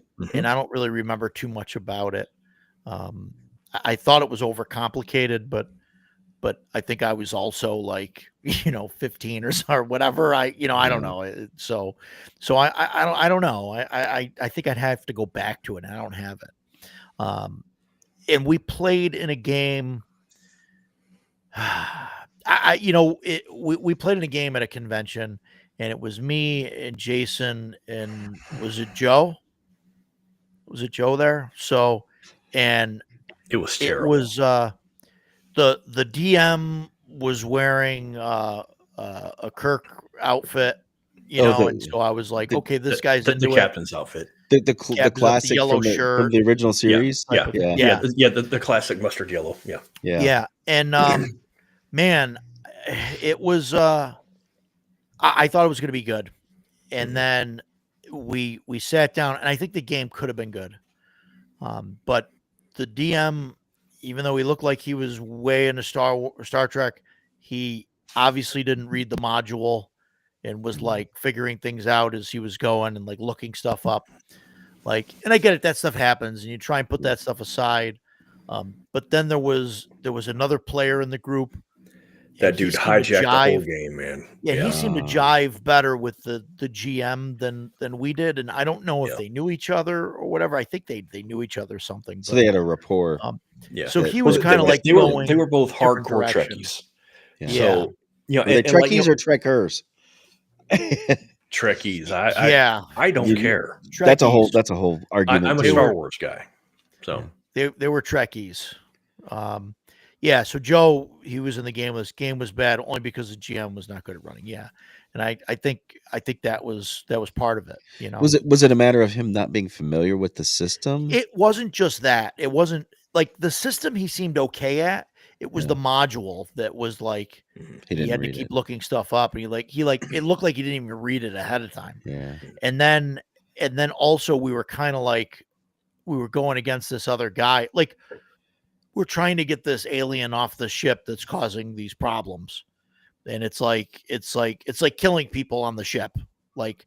it didn't want to or whatever, but it's like people are dying because this guy's on the ship.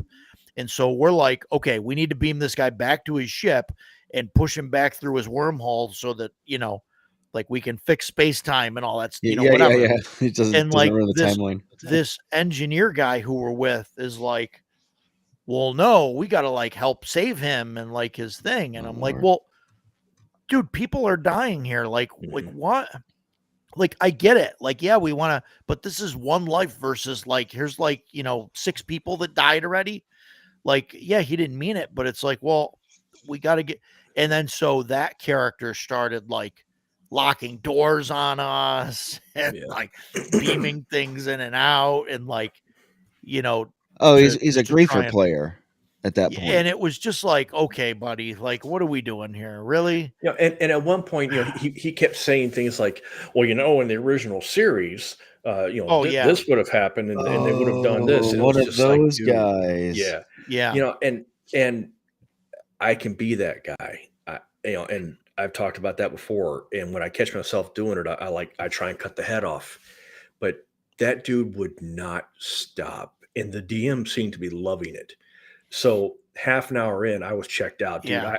When you see me playing with my dice and like I'll start stacking the dice up on each other, you know that I'm not in the game anymore.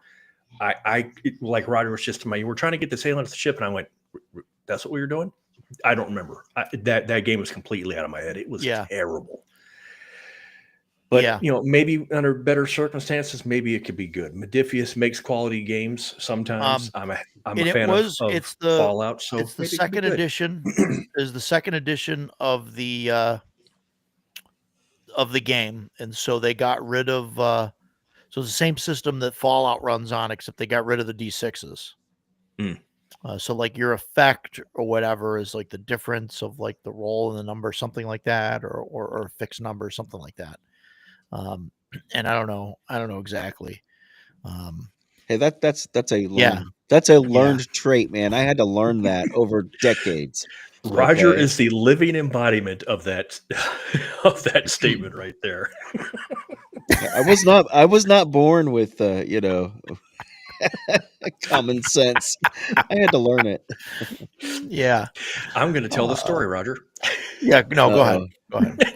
Roger and I were at PAX. It was my first year at PAX, and Roger and I were going, and we met some creator who Roger can fill in the blank because I don't know. It was a Free League. It was a Free League guy, and I forget his name. I forget his name. But he was the Free League guy. The two of us are walking with a couple other people, and Roger's like, he stops short. So like I bump into him, and he whips around. He goes, "You're the guy," and the guy looks at him like, and I went, "Oh, excuse me. Okay, what he means is." He has seen you on YouTube. He recognizes you, and he's very excited to meet you. And fortunately, the guy laughed, and he was translating. He was like right there. I like turned around. Yeah. I'm sorry. I like turned around and like I see this guy, and it's this guy I've like watched on YouTube, and I forget his name. And he's at the Free League booth. He did a lot of Free League like promotional videos and like reviews, and was working with them. And I don't think so much anymore. And and so I used to watch all this stuff. And and I like turn around and he's like right there. And I was like, holy shit, that's the guy. So when I see in person, I'm gonna have to go, You're that guy. The guy. Yeah. You're the guy. Yes. She had a t-shirt made. You're the guy. I'm one of your 12 viewers. I know, right? Oh my God. So you have more than 12. You got 100 subs, right? Yeah. Oh yeah. We hit 100 subs today. Yeah, congratulations. Really? Yeah, I'm looking at it. It says 100 subs. 100 subs. Yeah. Wow. Today, yeah. That's awesome. I'm gonna unsub just to drop it back down. Yeah, there you go. Yeah. So thanks, guys. Yeah, thanks, Paul. That's right. But yeah, so so that was the Star Trek game. It kind of soured me on it. I don't know if I'll go back. I like Star Trek, I like the series and things like that, but I don't know if I think Star Wars makes a better game. Like I think is it because of the I mean, so and this is one of the things that like we were debating about whether or not Star Wars is sci-fi or fantasy, or science fantasy is a term that we like to apply I to it. get that, but I mean, I think science. If you're going to call something science fantasy, it's sci-fi. I mean, Yeah, I think Science I fantasy. think it's like splitting hairs into subgenres, you Yeah. know, and it's laser swords and but Star Wars does have that fantastical type of it's got the hero's journey as part of the story, and that's classic sure. tropes from you're Yeah, saving the princess, you're fighting the bad emperor, the big bad or whatever, The yeah. Death Star is a And I dragon. think Yeah, I yeah, think totally. yeah, that's perfect. Yeah, and then that's like a perfect thing, a perfect way to describe it, because I think that's my issue with doing something like a normal like the old series or like the Next Generation it's type of episodic. thing. Yeah, Yeah, it's episodic. Deep Space Nine is maybe similar, especially with the Defiant and all that.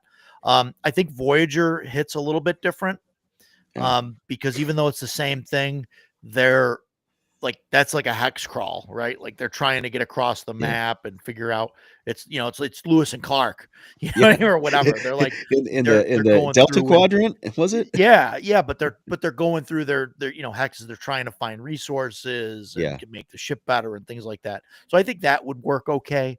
And then there's things like the Picard series. In the Picard series that's like There Star you go. Wars. That's No, that's I the right reaction I right know. there. I Yeah. mean to put all that aside, but that reminds me more of like that's closer to Star Wars than it is Star Trek, I Mhm. think. Because they got a ship and they're doing things. They're not like under like a military sort of My my hierarchy. opinion, and this is only my opinion. Star Wars was meant to be. It's an adventure film, fun. Yes, Sure. and Yeah. Star Trek was a more erudite cerebral. exploration of space and society at the time. That it was meant to make you think. Sure. Yes, Sure. The latter versions of Star Trek are written by morons. yes, and they're all From going away. They're all going yes, away. and now they're losing their jobs because Right.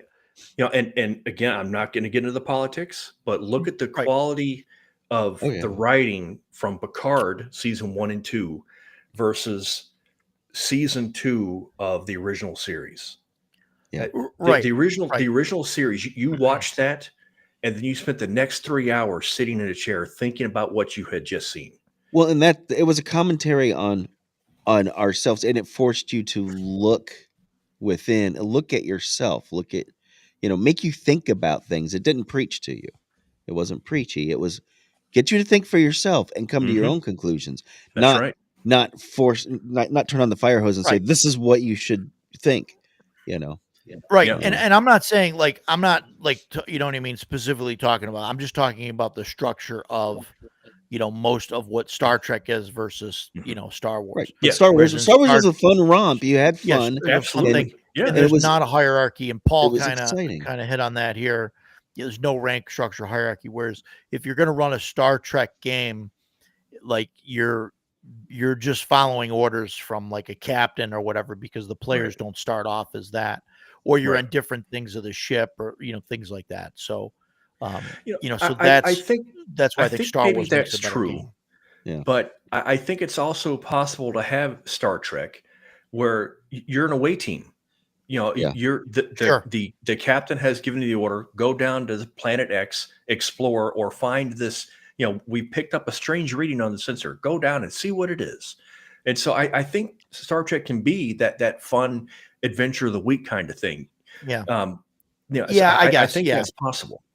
Adventure Star of the Wars Week can do the definitely would same fit. thing as Yeah. like Yeah. they're talking about rank and hierarchy because you get into like capital ships, and in fact in West End Games they released the Dark Star or Dark Strider campaign set, and you were Mhm. part of a crew of a Carillion corvette, Yeah. and so you Boy, could that do was the that. I mean, dream it right was much there. more. That would probably be a lot more like Star Trek Like in Star that Trek, regards. absolutely. Yeah. Yeah. Yeah. I could see that. So I don't know. I consider Star Wars fantasy. Or if you're so. on the Empire side, or depending in Joe mentioned Timu Star Wars. Um, that Oh, was boy. You ran a Team Star Wars game, did no, you? I ran a Star Adventurer, Star Adventurer. Yeah. I Yeah, thought it which was is fine. very loose. There's not a whole lot of like the basic rules are there, and it's it wasn't bad. It's pretty good. We needed to like come up with rules for like extra stuff because it was meant as just like a quick thing. That was But RPG Pundit, wasn't it? it was Same pretty guy? good. It's Pundit. Mhm. Is that Pundit's? That's Um, Pundit's game. That's Pundit's game. Yeah. Okay. Star I I Adventurer. don't. thought I it don't was have that thoroughly one of enjoyable. him. I got a bunch of his stuff, but that's not one of my I hands. think it was well done. It's like, roll random when you level up and whatnot. And it was, it's not that expensive either. It's only like 20 pages as well. And he's very like loose with stuff. Like there's not like a whole list of like races. He like separates it as, as to like, there's like the strongman thing or whatever, the brute and like stuff like that. So you kind of just can do whatever, like, oh, you want to be a Trandoshan or a Wookiee or whatever. Like, okay, you're the brute class. Like that's what you are. And you just kind of customize it that way. Yeah. And I kind of ran a game like that. I really like running like kind of Star Wars-esque type games where the players aren't invested in either the Imperials or the Rebellion or whatever, and they're just kind of out there on their own. And I think that's where Star Wars like shines its best. And I also, when I run Star Wars campaigns, I do not have Force users. I just say, nope, nobody's a Force user and nobody's a Jedi, No and space that solves wizards, a huh? bunch of problems. No Well, space wizards. because it causes issues in the Star Wars world. Yeah. I know Jason's waiting to disagree with me on this, but he's it causes got issues that look. because, like, I think if the campaign was put together like right, which is a way that I don't want to put a campaign together, where like you guys are fighting for like a cause and you're all on like the side of good or whatever, like that, I think it would be fine. I think it'd be fine. It would work. But I like to run my game in like the grittier, slimy The areas fringe. of the game. Yeah, all the fringe stuff. Fringe element. And and like where you're kind of scraping by to survive. You owe somebody money, so you're taking these side jobs and things like that. But You want to run the underworld. There's no basically. reason that you can't have a Jedi in that setting. The problem with it is that when people think of Jedi, they think of Luke Skywalker, Obi-Wan Kenobi, or the dark side. The D6 rules, West End Games, which everyone loves because it's excellent. They have rules for like fallen Jedi. You're not this all powerful Jedi guy. You're a guy that is living in the gutter, and also keep in mind that most people play within the original trilogy, episodes 1, 2, and 3, or 4 through 6, where the Jedi are actively hunted. So to go around waving and picking up spaceships, you're dead if you do that. So for me, it's easy to keep a lid on that by enforcing the rules of the setting. So because you and I have talked about West End Games quite a bit, the D6 system, and I don't recall a scene in the game a cap on the number of dice you can roll, and that's when you start running into problems. Right. But there's nothing that says you can't put a cap on it. Okay, look, for all dice rolls, the most dice you can roll is 6. If you spend a force point, you can go 12. But for normal, 6 is the most you can roll. Because I've been the guy. My first D6 guy was playing a Jedi, and I brought him up the hard way. And after 3 years of playing, man, I was rolling like 20 D6 on my force checks. And so, like with my lightsaber, when I'm hitting it, I'm doing like 100 points of damage with a lightsaber. I'm ripping spaceships out of the sky. But I've been playing that guy for 3 freaking years, and we played every single Saturday. So, that kind of thing. Yeah, if I ever ran that again, long term, I would cap the skills. Yeah, and then you've got a Star Wars system that is easy to maintain and easy to control, because you can be powerful as a Jedi, but you're not going to be a demigod as a Jedi. So that's my take on that. Well, I still love the D6 Star Wars. I think it's amazing. Yeah. How many different systems are there though that use these IPs? There's probably been a lot over the years. Well, haven't there? there's a handful that that use the IPs, and then there's a lot that kind of, you know, skirt, you know, they file the serial numbers Right. off. Yeah. You know, Star Adventurer, like you look at that, and I was trying to find the book, but like you look at it and it's like C3PO and R2D2 on the cover, but it's not. They're like, But it's different. not. Yeah. It's Okay. different, you know, but it's different. But you look at it and you go, oh, this is this. Or you read through it and then, yeah, and it's like Psychic Knights or whatever, you know, and like, so you could say, okay, this is you know, Star Wars. Force users. And, yeah. And you know, I've got a handful of sci-fi games, and they all have, you know, that sort of things, you know, and you could see, okay, this is, you know, this is Star Wars. That actually use the IP. Wow, I don't. There was there's the D6 Star Wars. There was the D20 Star Wars. Mhm. There's Man, Fantasy Flight games. They use the IP. Oh, Fantasy Flight. Also, I ran a thumbs down campaign on that with one, that. yep. Yeah, you guys got some thumbs down on that. I didn't. I ran it for like 2 years, and it was okay. I mean, I'm not a big fan of proprietary dice. Mhm. That's, you know, Yeah. that was a big issue. I probably did some. I never played it. I think they probably did some good things like with the fluff of it, but the mechanics. I've watched it and I was like, Yeah, no. it takes Star Wars should forever play for fast, turns. and I don't Yeah. think D20 was. I bought the D20 book. The only system I would play, I mean, unless it's like one of these ones with the serial numbers filed off, would be this one. Mhm. Yeah. That's the best Star Wars game. Yeah, and Ken is talking about Worlds Without Number, with the Stars Without Number Codex. So Stars That's Without always Number, okay. that's Kevin Crawford, and then Worlds Without Number. Yeah. I know I have a friend that she's like during COVID, I didn't play in that game. I wish I could have. She did like tons of research, like watched all the animated stuff, all the movies, everything, did and ran a Star Wars campaign. I think was Stars Without Numbers or one of those games. Yeah. And I'm sure it was awesome. I'm sure. And that's a pretty good system. Skills, I believe, are 2d6 rolls in there, and then it's a d20 system, just a basic d20 system, which is really cool. And they have there's Stars Without Number, which is the space one. Ashes Without Number is the post-apocalyptic one. Cities Without Number is cyberpunk.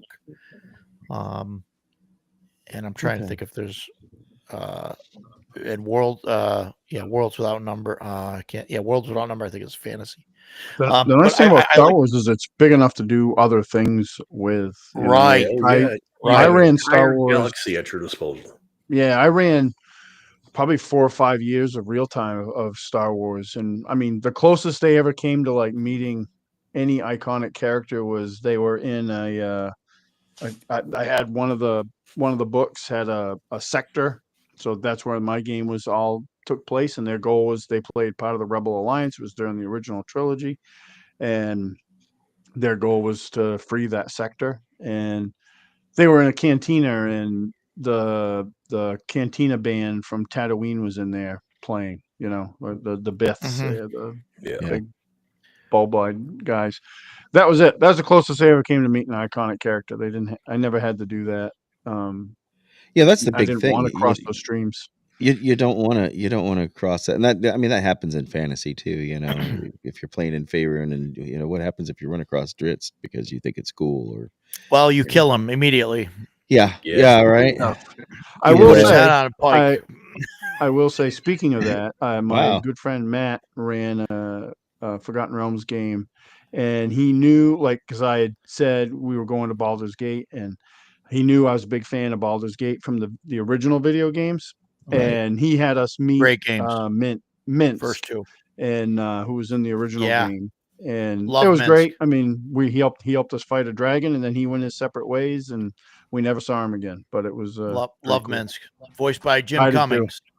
Jim Cummings, he was great. did the voice With 1 and 2. With Star Wars, you know, that whenever I ran Star Wars, I would always tell them at the start, you might meet Luke, you might meet everyone you know from that universe, but you will not kill Darth Vader because you're not able to. That option he'll be too powerful. He'll have too many people with him. You can't kill the Emperor. You can't kill those guys because it is not your destiny. And that's it's a cheap, easy way to get out of it. But because destiny is such a huge part of Star Wars, it's easy to do. It is not your destiny to redeem Darth Vader. That is Luke Skywalker's destiny, and he will fulfill his destiny.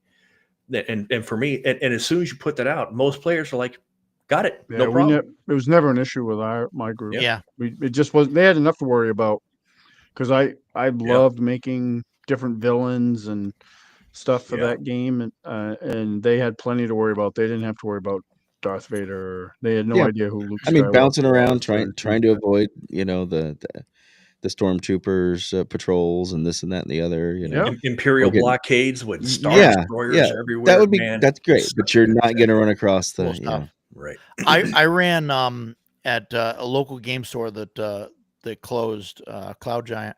I ran a DCC.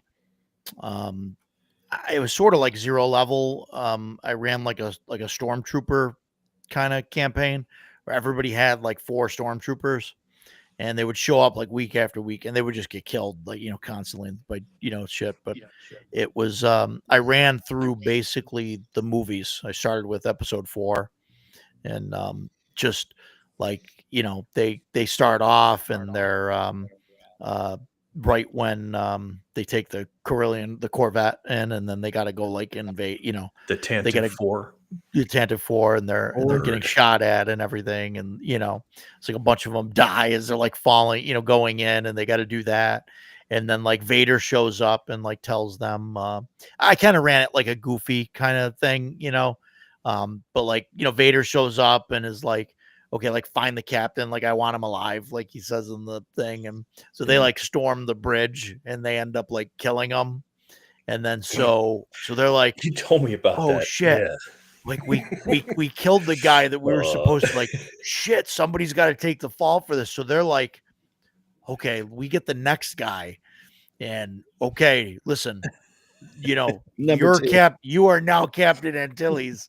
Like, and they dress him up in like the suit, and they bring him to Vader. You did Weekend at Bernie's Star Wars? Yeah, like that.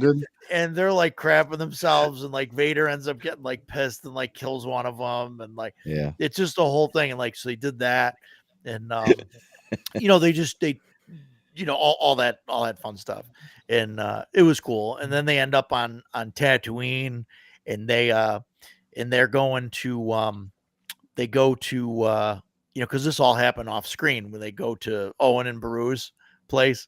So they end up finding the sandcrawler, the Jawa sandcrawler. They end up taking it over, and they end up driving the thing over to Aunt Beru's. What, like 12 miles an hour? Yeah, they like drive. They're like, no, we don't care. A brisk man. We're walk not will outpace this thing. Like, like I got sand in my joints. So they go. So they're like, I don't know, like 100 meters or whatever outside the door, and they like, whoever was in charge, like they made it clear, like, okay, we're gonna line everybody up and like a big show of force. So like, here's all the stormtroopers all outside of the sandcrawler, all in line. And so Owen comes out, and he's got his stick or whatever, and then and so they're like, oh, we want we want to find the droids or whatever. And so I told him, I said, well, what you guys didn't know was that Aunt Beru was a sniper in the Clone Wars. And so they start getting picked off like one by one from the house, and they start running towards the house. And then Owen's got a gaffy stick, and he's like fighting up with that. And like, it was just, crazy. I mean, it was a blast. And I mean, all that in the movie, they just cut it. They just cut it all for time. I did forget. I'll say the second closest event I had in Star Wars with them interacting with the movie characters. They didn't actually interact, but when they announced they were making new movies, of course we were excited, right? And soon to be disappointed, but we were excited at the moment. So I said to my group, I said, hey, we should play Star Wars, like just as kind of like fun thing to do. to Get get ready back for the out movie. into it. Yeah. Yeah, so they were all for it. So what I did was I ran a session, and it started off with them at the Battle of Hoth, and they were basically Nice. a rebel special mission unit that were given a task, but as they're getting their mission briefing, fucking the Empire shows up, and they're like, "We got to go." And so they had to fight their way out of Echo Base and then get Yeah. to their ship, and then they took off. They didn't take part in the battle, other than they probably shot a couple TIE fighters on the way out. But That sounds but that awesome was to me, dude. Yeah. yeah, it was Yeah, that was probably one of I my would play best that. Yeah, that's like session an intros. escape Like, it was a lot of fun. mission. Yeah. It was a lot of fun. And then they got to some other planets, and they got their contact, and then broke into an Imperial base and did all sorts of cool stuff after that. But Cool. that Nice. also, just to put another story, I guess I was going to run this game, and it had been years since I'd run Star Wars. So my son and I, we made a character for him, and I said, "Hey, let's run like a practice combat." And he was young at the time. I mean, I don't remember when that movie came out, but he's 21 now, so he was young. And so he makes up his character, and I said, "Hey, let's let's just run a practice combat so I can get familiar with the rules again." So he's like, "Okay." So I had a scenario in mind, and I'm getting ready to, like, just, "Hey, all right, you're getting shot at." And he stops me, like he's a little kid. He stops me and he goes, "Whoa, whoa, why is my character here? Like, I need a little backstory." And I was like, "Damn." Yes. So I'm proud I of you, come up with son. something, but I'm so yeah, proud of you. I a little tear to my eye, and I was like, "Oh, you've arrived." Yeah, but I love It's Star Wars. excellent. I would love to run it again. I went on a tear there for a little bit and was buying the miniatures from Star Wars Legion. They have some really good miniatures and Yeah. stuff. Yeah, the minis Mhm. look I bought a great. bunch of those. Yeah. Yeah. Yeah. It- If See, there's- anybody some- wants to see on Star Wars, and if anybody wants to see something really cool after this stream's over, check out the YouTube channel of Johnny Fraser Allen, because he has the Oh yeah. ultimate Star Wars board that he Yes. built to play Legion and Shatterpoint and all this stuff those on. guys are It is serious. effing amazing. Man, that's Um, that's some mad it's money. I think Yeah. I spent a lot on books, but those guys that do Star Wars Legion, We we got to Oh yeah, talk to those that miniatures guy. are cheap. We got Oh to talk man, to that guy's an Johnny Fraser inspiration. Allen. He's awesome. Yeah. Yeah, he's an inspiration. That guy. Yeah. He but his Star Wars board is he Yeah. basically made. I think it's supposed to be basically Jeddah, and it is Yeah. just awesome. Awesome. He did that. He did a stuff. Hoth setup, I think, or something like Yep, an ice he has a base yeah. and everything. He Yeah. has a big forest one that he can do like Endor or any of those places on. Oh yeah, that's all Wow. the 3D printed stuff I think that he's Yeah, from got printable scenery. flying there. Yeah. He kit bashed All a bunch of that interchangeable. stuff, and Yeah. yeah, really, really impressive stuff. I used to have the full run of Armada and X-Wing from Fantasy Flight, and I use those all the time. Anytime there was space combat, I would break out my little miniatures because boy, those are so Yep. good. They're We did painted that. so beautifully. The details are great. Yeah. His name is Johnny Fraser Allen. He used to be a design guy. He may still do stuff, but for Weta Workshop, he's worked on King Kong, Lord of the Rings. Yeah. Really brilliant creator. Well, I mean, Yeah. a lot of the we used original to use stuff was that way. Micro Machine. When I played it back in the day, there was no miniatures. Well, there was a miniatures game. I didn't have any of that, but they used to make these little Micro Machine ships, and I had a Yes. whole Yeah. big case full of those, and we used to all our space combats, we'd break those out. One of my favorites, I think I still have it somewhere. I love the it first appeared in Star Wars Rebels, and I can't remember the name of it. It's an Imperial ship, and it has 4 TIE fighters that hang off the bottom of it. I just think it's the coolest ship ever. From Rebels. And I remember. yeah. And I got one for Christmas one year, and I used that in my Star Wars Hoth game. That captain of that ship was kind of like being set up to be like their nemesis, because when they were escaping, they came across him and they got away from him, and then he was like on there, he won their ass after that. But yeah, I can't remember the name of that ship though. I think it's downstairs packed away. That's my favorite, probably my favorite Imperial ship. Nice. Yeah. I had the Star Trek set of those the Micro Machine Yeah, ships those are and always stuff. cool. I don't know what I did with them all. I lost them, but Yeah. Yeah. Yeah, it's cool stuff. Yeah, I enjoyed running the Star Wars games that I ran.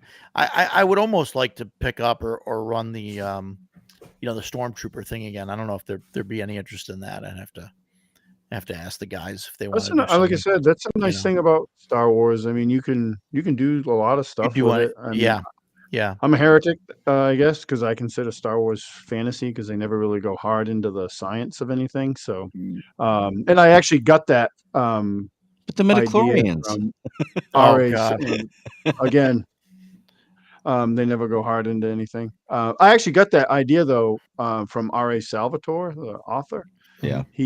I met Bob. him. I met him actually a few times, but at a book signing after he'd written some Star Wars books, the first one he wrote, I was talking to him, and when he wrote that, they brought him out to Skywalker Ranch, and he was like, "Dude," he was like, they went in this room, and it was just literally filled with like Star Wars props Yeah. everywhere. And he's like, I could have stayed in there Wow. for the rest of my life It and would have wrote been like a books. kid It was in the very candy store. inspiring. Yeah. Yeah. He was like, it was very inspiring. And he's like, to me, Star Wars is fantasy. And I was like, yeah, I think Yeah. so. It's all Yeah. space If wizards no, and space laser wizards and laser swords, swords. Yep. Yep. Yep. Yeah. They, and the I mean, Jedi are I could see how the people would make that mistake. but no, it's but see perfect. now Roger and I are on the same. I consider them both. I consider Star Trek and Star Wars both to be science fiction. So Yeah. but I mean, I it could is more see it because fantasy it's based. it. Yeah. Yeah, I mean, you're just taking, you know, uh, the fantasy setting and just making it, just giving it a cover of, hey, this is in space. But as soon as you do that, it's science fiction now. Yeah. In fact, my counter argument that we got into debating back and forth, and I was like, I can turn any sci-fi program into fantasy by just Sure, or vice substituting versa. just by oh well yeah this is what they were arguing with me, and I said Right, all you right. got to do is substitute technology with magic. Yeah, exactly.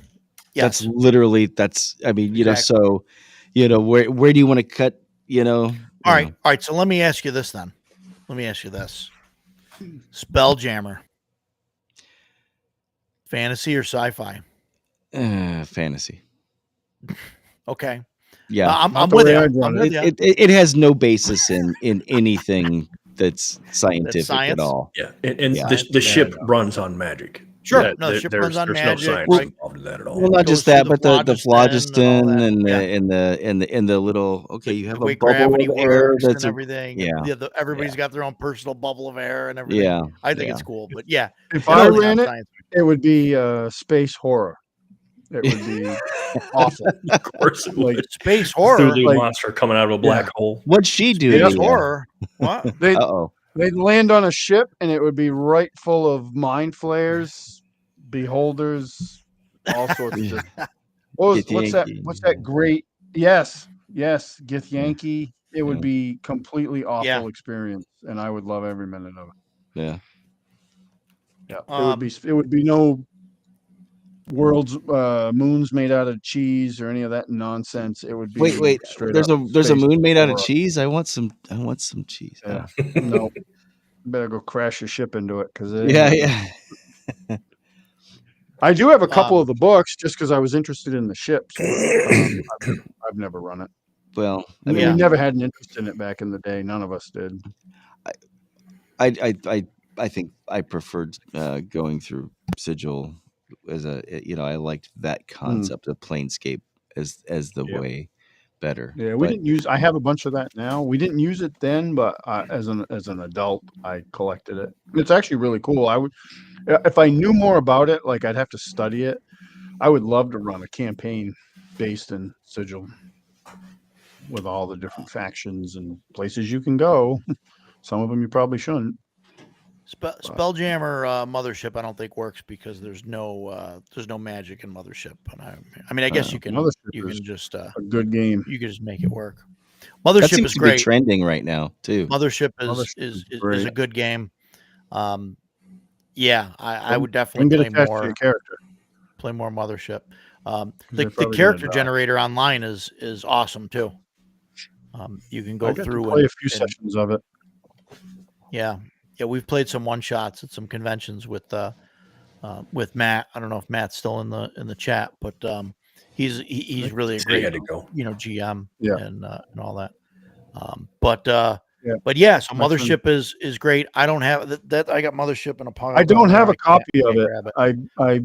It's on the list of things I wouldn't mind having a copy of because I really did enjoy that game. It was we rolled our characters randomly, and I wound up with I wanted to play a Marine, and I wound up with the huge armored guy. So I was like Marine. Yeah. I was like Space Marine / Commissar from Warhammer 40K, which is I actually have some stuff we could talk about that. Space. Yes. Yeah, I think Yes. Mothership Depending on is the game space you play. horror. I also think that it depends on what module or how you're Right. running it. Yeah. Like We I did, think you can run another bug a hunt. Mothership. You can run like Star Wars with Mothership. I think. Could you? Well, the way I run it without Yeah. like force users and stuff. I mean, you could do it with force users. You would just need to kind of have Add that class or something. add that in. Yeah.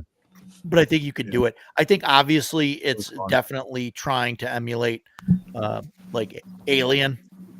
I think is Alien Oh yeah. or Aliens, which I mean I don't know. We might get into this debate, but Alien is space horror and Aliens is an action movie. Yeah. Correct. I mean, right? I mean, are we on the same page here with that? Yeah, I agree with that. For Yeah. the first time tonight? Yeah, in Mothership, we played another bug hunt adventure, and it was very much inspired by Aliens, and it did a great job of it. Like for me, because that's Aliens is one of my favorite movies, and that really captured that feel for me. I really enjoyed. And I just that, got even the though I new. almost died in the first encounter. Oh, that's I just fancy. got the new book. I'm not. It's shiny. It's shiny. The It other is one was like shiny. a matte. My cover kind don't of look finish that with- way. which I like. This is the new one. Oh, yeah, I got the old one. Yeah, that's nice. Oh, the mat's kind of cool. The mat's cool. Yeah, Yeah. the mat's But cool. you've got a hardcover? Is that a soft cover that Ducato you have? Or is that hardcover? No, it's hardcover. Yep. Yeah, I just got my Kickstarter came the other day for the stuff. I got Chris is still in the chat, but got my a buddy dice Chris bag. went, "Oh, look at that!" He ran it for us. It was great. It was the thing I liked about it the most was it was so easy because being a fan of especially Aliens, Alien, some of the later movies I'm not too keen on, but it was so easy to immerse yourself into the game. Like the first time as we're exploring this station, a xenomorph comes diddy bopping down the hallway. I immediately was like, "Ruh-roh." And this isn't good. And then totally forgot about the acid for blood thing and hit it with an axe. And Oops. Well, that's good though because maybe you don't like your character. Your character. Well, yeah. Well, and that's the big my character question. had no idea. We had never seen him before. If your character didn't know, Yeah, and I'm kind of into some of the space. It was the horror only stuff. weapon I had. So I would have done it anyway. So I don't know. I don't know if you guys have played Vast Grim. No. We I have we not. met the creator. This is Morkborg, space horror, basically. What's cool about it? The guy, it's Brian. Oh boy, forget his last name. He made this thing here is a miniature that he painted up, and then he put it on a background and took a picture of it, and then he brings it into Photoshop or whatever, and then makes it art. Yeah, and a lot of his art is like that. He's actually got the minis and stuff, which is pretty cool. Brian Collins, and he's Brian Collin. Yeah, he's a good guy. I know, Jason's not into the Morkborg stuff at all. That's a good thing though, because it keeps me from talking. I have nothing to say about this, so have at it. I have not tried Morkborg. So. Yeah, it's very simplified, D20, system. I think it works well for one shots. I don't know.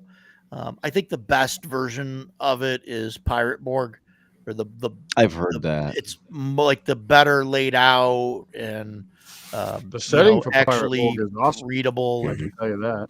Yeah, what's that, they Otto? The setting for Pirate Borg, I think, is Oh awesome. yeah, it's awesome. We played it, but we used Dragonbane to play it, which was awesome because Dragonbane's awesome. Okay. Despite what Roger. We're gonna plug Dragonbane in every right. cast we have. Yeah, every chat we have, there'll be mention of Dragonbane and what an awesome game it is. Yeah, one of my co-panelists on the Babylon 5 and one of the guys I was arguing with about the thing. I think he's running Dragonbane. I've played over. He said he made some children cry the first game. Wow. So, Sounds like my kind of game. yeah. Mhm. Yeah, Shellback. The artwork and layout and stuff definitely keeps people out. It definitely makes it hard to read. Yeah. It makes it hard to read, especially the original. Like Pirate Borg, I think they did a good job of maintaining like really good art and actually still keeping it legible. So, but yeah, some of this stuff you can't. Some of the charts and stuff, the way that they're laid out, it's just you just can't read it, and then your eyes have to like readjust, to every page to try and figure out what's going on. So I do like the art in this book. What book This is is the that? only Borg. That's This is Pirate. Oh yeah, Pirate Borg. This is the only Borg book I have. yeah, I think. yeah, Pretty sure. and that's probably the best one. Like I said, Yeah, it's I really like it. I really like it. Yeah, I think the art's good. Like, it's good. Yeah, Showback. Oh, yeah. Showback's talking about the artwork. Is it the style of the layout from so Borg stuff? It's yeah, very so weird. so there's that. Jason. Like that's not bad. Yeah. A lot The of relic black. edition there. Yeah, that's cool. Wow, you have specials. Yeah. I got one of those from the Kickstarter. They're cool. I picked this up after we played our campaign in it. Yeah. No, it's pretty good. So the problem, Jeff, is you get the especially the original one, like they go heavy into like the heavy metal like art and stuff, and every single page is laid out completely different. And that would probably drive it just has like even with the Vastgrim, like I have the Vastgrim book here. Yeah. And I don't agree, know. Paul. Right. A lot of style over substance. Yeah. Yeah. Not consistent in pick a theme and run with it for the whole book. Not every page is different. So it's basically, like you've got like, here's like one chart is like this, but then as soon as you go to a different page, it's a whole different format. Like completely different format. Every single page is just a different format and layout. It's beautiful looking and everything. And it's just, it's just not consistent though. That's right. Yeah. No. And, and the game is it's a simple D20 game. And I think it's fine for like one shots or very, very short campaigns. Yeah. I think they do make a non-art version of Morkborg, don't they? They do. The original Morkborg. You can get it. I forget what it's called. Something I think edition or whatever. And it's, There's actually a Kickstarter, or it's done. It's coming because of my friend. Vastgrim is the space. There's a sequel to this one, or an add-on or something. But I backed the Kickstarter. That's Undead Down in the Bahamas or something like that. I was this close. I didn't back it, but the Crossroads will get a ton of it. So if I want to pick it up, I can. Yeah, and like I talk about the Troll Lords with CNC all the time. How they're really good. No, I've never heard you say anything bad about it. But the Pirate Board guys, the Limithron, are the exact same way. It's a couple of brothers, I think, that run it, and they've got a couple of friends that help them run it. Man, we walk up in Page, and they will look at me and go, "Jason, oh hey man, great to see you again. Hey, you gonna play this time?" And it's the same with Roger. And again, I'm a nobody. but I was just a guy that went up to the booth and told them how much I liked the product, and they've never forgotten it. Yeah. I really like that about them. Yeah. I like people. I like, especially, when they're open and they're not so well, you even told the story about when you went to go get the book signed. That's the total opposite thing. And that's a way to drive people away, Yep.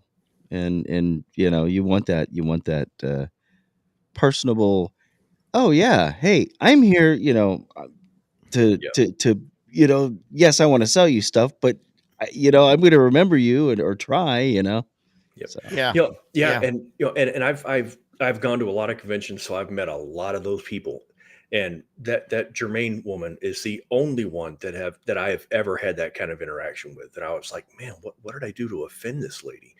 Most of the times that I talk about Kelsey Dion. Yeah. She was so freaking cool when I met her that I was like, I don't care what this lady's producing, I will kickstart it because she is Super worth nice. me giving some money to. This is great. Yeah. And I did. I went in on Shadow Dark. I mean, Mhm. Yep. same thing. And I can't say anything bad. We're probably maybe have different opinions on politics, but it's like she doesn't put that out on Front Street, as It's not Miguel in her. likes to say. It's not in her product. Yeah. Yeah, Unlike right. a lot of Which is people. fantastic. Yeah. And that's Yeah. And she and I'll tell you, I'm one of my in the Kickstarter. I swear my box looked like it had gotten hit with a fork on a forklift. Oof. And I remember you were showing the side of the book Mhm. at one point. It looks like a fork hit it. Yeah. It literally did. Well, so did the box too. I think I had a picture of the box somewhere, but and she's like, "Oh no, that's not good. Which one is it?" and I could have said, "Oh, it's the special edition one," but it wasn't the special edition one that was damaged. It was the just the standard version, and man, I had it within a couple of days. Awesome. So Yeah. that's the type of Yeah. the type of publishers that we Yeah. need. Yeah. Yeah. Yeah, absolutely. Absolutely. Are we Yeah, ever gonna get to this? Traveler. Man, so that's is that the Mongoose? This the is the Mongoose Mongoose Traveler? one. Yeah. So yeah, Blade Runner, the RPG. Yeah, wow. We're not finishing this podcast without talking about Blade Runner. No, man. I know. No, we can We're all holding up. we got all holding stuff up. One more to go. I would love to run Traveler. I would love to run Traveler. I only have the classic Traveler, the original box. Yeah. That's the 3 black books. I've been And, dying to find people to run for it. I to would run it for. I would love to run it. Love It to was play funny. it. I was talking to some people about it because I don't see it at conventions at all, like being run. And then I found somewhere in Pennsylvania, and I think they just did it like a couple weeks ago. They have Traveler Con, and that's all they do is play Traveler all weekend. Really? So Like any edition, or do they have an edition? I guess it's any edition. I didn't really dive into it there because I was like, where there's is no way I this? can go there, but it's in like Pennsylvania. Yeah. Yeah, I know. Right. Why I know. are we going? Check it out and go. And like it's funny. I like Traveler. I like it. The only thing that gets people is You do though. That surprises me because of your disdain for the classes or for the the skill based versus class based. yeah, but it's not as bad because there's only a handful of skills. Like Okay. it's not like it's not my I don't know. It's I mean, it's a class. like it's the considered setting what a and whatnot. classless system, right? So. It's kind of classless. Yeah, Yeah. There's really no classes. And you you get your skills based on your years of service in the military or whatever. But yeah, and that's like one of the things I like about it. It's it's like the only system that I know of. Somebody mentioned another one too. It's the only system that I know of that I can think of that you can die during character creation. That's an optional rule now. Yeah, thank you. Okay, that right there, what you just said saved that game for me, because when Roger told me about it, and he was like, "Yeah, and he was going on, and then he said, "And you can die," and I was like, "What the hell kind of nonsense is that?" I'm making a character. Oh, he died. It's a meme. Because it's a T-shirt. You can get the T-shirt that says it. It's like a push your luck it's like a push your luck game where you basically you get drafted in the military at 18, right? Yeah. So you could pick whether you go into the Marines, the Navy, the Army, like whatever, right?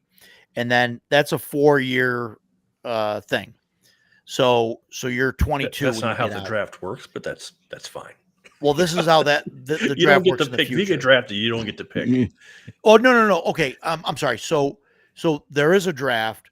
You can pick which one you go, but you got to make a roll. And if you don't succeed, then you automatically get drafted into a random one. Or you can Basically, take the random one. character then- creation But is then a what mini happens game. is 4 years go by and you're in, say, Right, the Army for 4 you years. told me all about it, but it was just and then you that roll. random Well, chance I'm of death. I'm telling it for everybody. Oh, I'm okay, telling go it for right ahead. everybody else. And then you roll. You roll whether you get promoted or not, and then you roll survivability, and so you could end up dying, in your first 4 years or whatever, and then you can choose to re-enlist, and then you can hang on one second, Jeff. Let me bring that up here. No, put it up. So then you roll survival, and then you can go in again, or you could just choose to muster out like after the first one, Right. but if you choose to stay in, or then there's another chance that you get killed in combat, or killed in action. So that's why it's there. Yeah. But that's the only And way you level up. You only level up during character creation. Yeah. I don't know if it's like that in later editions, but yeah, because basically it determines what age you're starting out in your adventures. And we're not talking about somebody that's starting off at 17, So- 18 years old going out, trying to conquer the universe. We're a lot of times you're talking people that could be, in their 30s or 40s. So, but the chance of death is early on in the character creation thing. I mean, because That's an optional rule. because That's not. I'm Yeah. thinking about like a Palladium game where Yeah. I've spent 4 hours making my character. yeah, Now roll for no. skill. Oh, sorry, dude, you died. There's It's not like that then. what is there, 6 or 7 stats, and then you roll 2d6 for each of those stats, and then you go into the military Right, where thing. that's how you gain your skills. Yeah, Okay. because That's how where you gain your learn skills and you stuff. earn you gain It's your not like a skills that way. Palladium thing, where you're Okay. like going through like a heavy. So then, really, character my creation. disdain was from my misunderstanding of the system. Yeah, I which guess. Yeah, should I be a mean, which shock is to my no fault. one. Which Okay. and some of that's my fault because I, sometimes I'm terrible. You're like, oh, this is great. You can die during character creation, and you're like, That's like how I pitched it, and he's like, "Wait, what?" yeah, And I go, "No, you make rolls, and you could die because you enlist." yeah, But basically, it's Sure. like a push. It's like a push your luck thing. So you're, like you could say, "Hey, I want more skills, like more money, because you get more money, or more rolls on the retirement Right. chart." And so it's like, yeah, you want to push that luck, but like if you serve 8 terms, like, and you get out, you'll have a kick-ass character, with all No, these you won't. skills. He'll have a bad back, and Well, he can't hear for shit. He's got brain Right. damage. right. Yeah, boy, I can't wait to play myself. Right. Yeah. Shellback, thank you. You summed it up nicely there. I understand now. So, but I Yeah, still wouldn't do it. I mean, okay, one enlistment's good enough for me. Yeah. Yeah. Well, it's that way, or you can. There's a university track, So but there's a potential for getting kicked out of school, and then maybe you decide that you have to enlist, or that type of things, or you injure yourself, so you get kicked out of the military. That's Cool. that's the Yeah. type of things that could happen in there. Okay. And like I Alright. said, real life. That's basically you're rolling Yeah. up a character that's gone through. That's cool. Okay. But I then wanna check once this you out do now. that, that's your character, and there's no advancement later. Yeah, Buying- yeah, buying equipment and stuff, but- Yeah, you're unleashed on the. Now you're just trying to amass wealth and prestige, and have fun and adventure. I like Okay, the cool.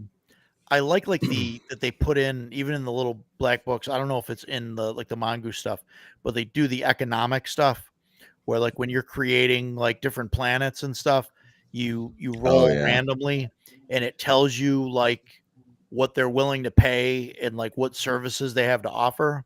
So you might have like like wherever you're at, right, and you're going like to the next sector or whatever, like you could say, okay, this planet, you roll it, and it's like, okay, so they're selling, um, like grown items or whatever, food, and it's like, it costs so much, whatever. It's like maybe 10% below cost, right? And then so you like get that stuff, and there's like a chance it can spoil, but like you get to the next sector, and like they could be buying stuff for, buying food for 10% over, price. So now you can spend your time like doing, like it takes a week, right, to go from one hex to the next. So it could be Right. 2 weeks, but you could like spend your time saying, oh, I'm gonna just run food back and forth, like, and sell it and make money that way. And then then you run into pirates or whatever and things, and you can run like the whole campaign like trying to be like a merchant vessel, trying to min max It's what to drop off and what to pick up and yeah. stuff. The one thing that we always thought about it would be really neat to use it for would be something like a Firefly type situation, Okay. or Yeah. or a Yeah. even say you could set it in the Babylon 5 universe, but you wouldn't be on Babylon 5. Yeah. You might be one of the other ships that's going through Oh, there with the raiders. no one and knows stuff what that like universe is like, so you could just run whatever you want. Well, whoa, what's with the hate? Oh my gosh. No, you're fine, Jeff. No, Give I it know. back, Jeff. Give some back. Oh, I will. Yeah, that whole I should check DS9 it out. ripoff there. I should check it out. I've heard good things. The story is great, especially in season 2. Yeah. But where they didn't have the budget that Yeah. that When I was younger, that's what turned me off. I was watching like previews for it. when you were younger, when it came out, I was living in Vegas, 21 years old. So, yeah, and it was like I didn't. That's why I didn't ever watch it. Like soap opera commercials or something. Well, I don't know. I don't remember. And it would fit that universe because Psionics is SciFi is part of Traveler as well. So that's and that's something that exists in the. But anything like that where you're on the frontier, and I had originally tried to order when I'm like, man, I really want to play this game. When I originally got it, I ordered the starter set, right, which is supposed to come some. They shipped me the wrong thing. All right, what's and this? This is a box set. This is a whole set of stuff. Oh, okay. Yeah, cool. This is what I got. It was supposed to be the starter set. This is not the starter set. Whoops, that's the wrong button. I mean, this box My is first full of day. stuff. Your first day. So you said it was supposed to be the starter set. Can this you is play not with that? No, like an expansion? no, that's the thing. It's an expansion. Like It's like a setting. It's a setting. I see. Okay. Yeah. And I called them up, and I don't remember who it was that I ordered it from. And I sent them an email, and they're like, oh yeah, we're out of that one. I ordered. I know. I ordered the right one because I ordered it by the actual product ID. And I was looking specifically for that, and they just picked the wrong thing off the shelf and shipped it to me. The first thing that said Traveler, I guess. And they're like, "Oh, we don't have that product in here.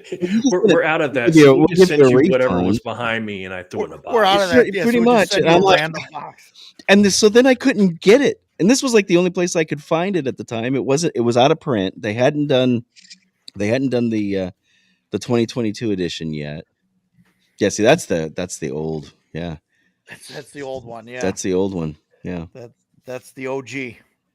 That's OG. what I played back in the 90s, but we only played a little bit, and I really don't remember much about it. Well, and one of the things a lot of people complained Box. about was they use a lot of black in the printing on this one. Yeah. Kind of like in the style. And so one of the things that they did when they did the updated rule book, the 2022, is they kind of got away from that, so that like your pages are white now and stuff, because it looks really cool. But my God, it's that contrast. Yeah. Right. Yeah. I don't know if the new one is, but the old one they use a lot of. Yeah, lot of black. and that's expensive, man, to be The using new all one- that A lot of ink. black ink. The new Yeah. one, if you look, the spine is white, and I don't know. I mean, mostly inside, it's all Yeah. like that.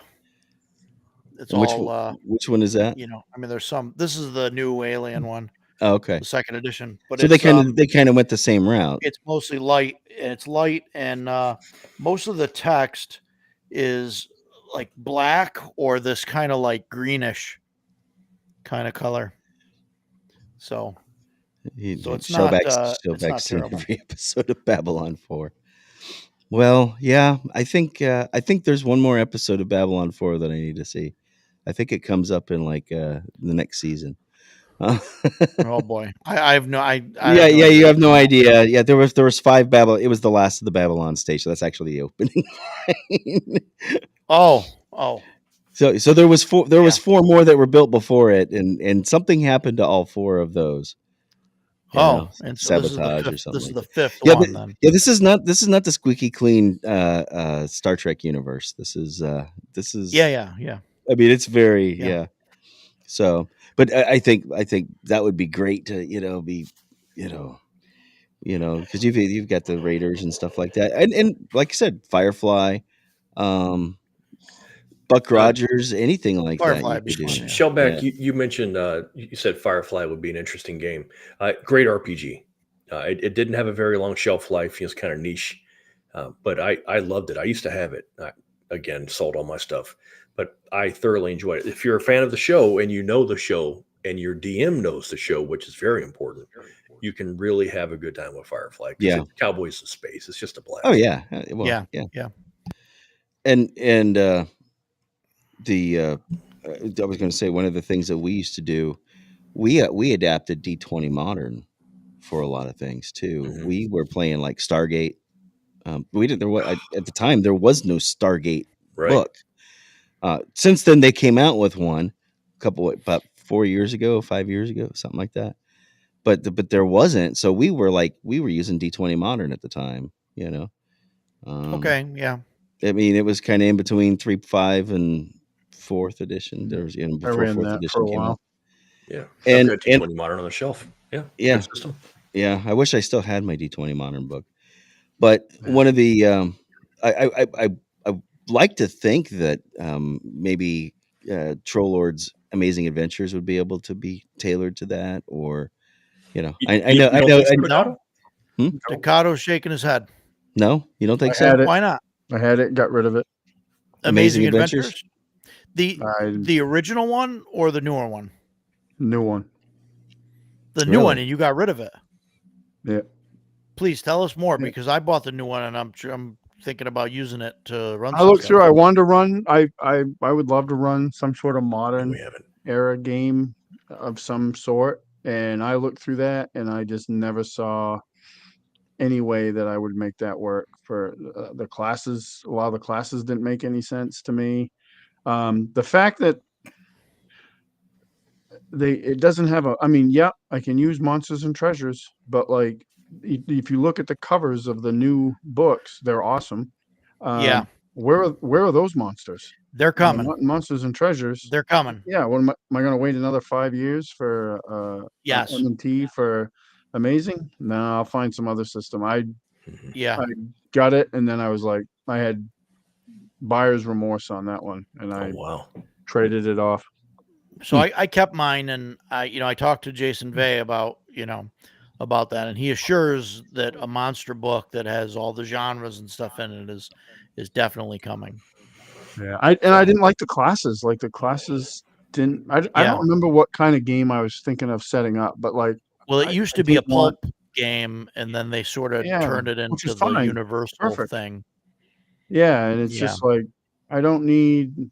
I don't know. It just didn't do anything for me. No, there was no like spark of inspiration to run a game with that. I was like, nah. I looked through it a bunch of times because I really wanted to make it work. I was looking forward to it, and I Yeah. got it, and I was like, not for me. Hmm. Not for me. Interesting. Coriolis, Yeah, That Paul was and I, that was Matt, Free League's first game. Matt Coriolis. mentioned that. Yeah. Was it? Yeah. No, I think Mutant Year Zero was. I don't know. They talk about Coriolis being their first one. I can be wrong, but that's what I read. That it was Coriolis was what they decided to build Free League on. But I don't know. I'm just telling you what Okay. I saw. So Yeah. yeah, I don't It know. looked I don't know cool. anything about the Expanse. I don't really know too much about Coriolis. I know that it's supposed to be like space exploration and it's got magic and stuff in it. yeah. I don't know. It sounds like a derogatory description, but it's not. It is described as Muslims in space. The religious overtones on it are extremely heavy. Like it's a very rigid religious system, and it's space exploration. I don't Okay. recall why they're leaving the home planet behind. I don't remember. I used to have the core book and 3 campaign books for it. I bought them at PAX one year, and I think, man, I got like halfway into the core book, and I was like, this just isn't for me. So I got rid of them at YourCon, auctioned them off. Okay. High quality like everything else Free League, but it just was not for me. Okay. Yeah. Well, I wonder what else would be. Maybe some of these other systems would be tailored towards. I just thought I was looking for a system that could be applied and wrapped to anything. So that's kind of where I was Yeah. thinking. Paul Ducato was just saying the same thing in our private chat. I stand correct. I have no problem Yeah. with it. I think trying to find like a universal system is like Impossible. yeah.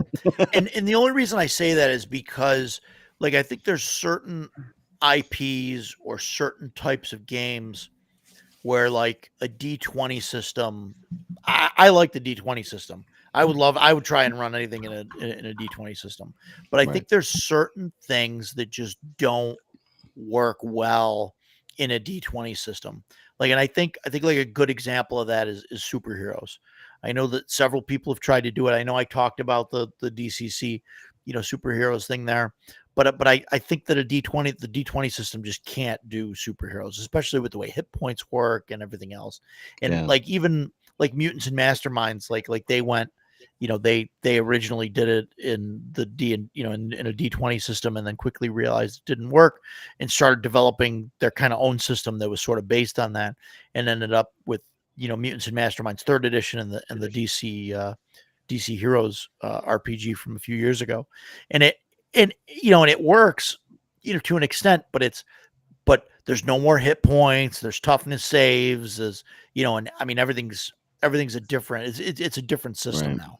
now, and so I think that's like part of it where when you look at the way things should work like in universe and and there's just certain systems that don't They translate don't well fit. to that. Yeah. Yeah, and I think a D20 is like the perfect example of that, for some systems. I think it works great in fantasy and whatnot, I but mean, it worked out okay for some of the stuff we were doing. We did sure. a fantasy, kind of like again, is this sci-fi? Not really, but we did a Buffy, type of universe, that type of thing. Couple of different Sure. genres, and it worked out. D20 Modern worked out really well for that. We didn't get very far Be good for enough that. into Yeah. plus it has the horror thing where you can lose points for that and stuff like that. Yeah. So it had that. But we didn't get too far into the Stargate stuff to know whether or not that was going to be really, really well. And I haven't tried the actual Stargate print. I don't know if any of you guys have it.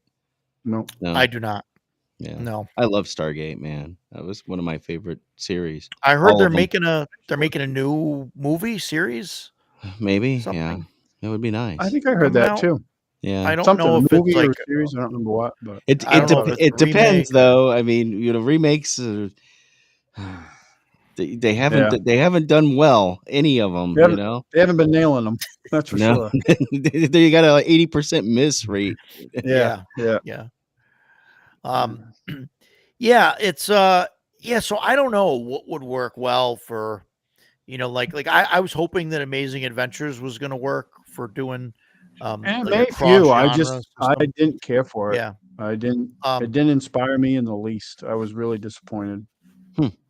personally Well, I think and I like if you CNC. I obviously I run it, but Yeah. yeah, right. I So just don't. I don't know.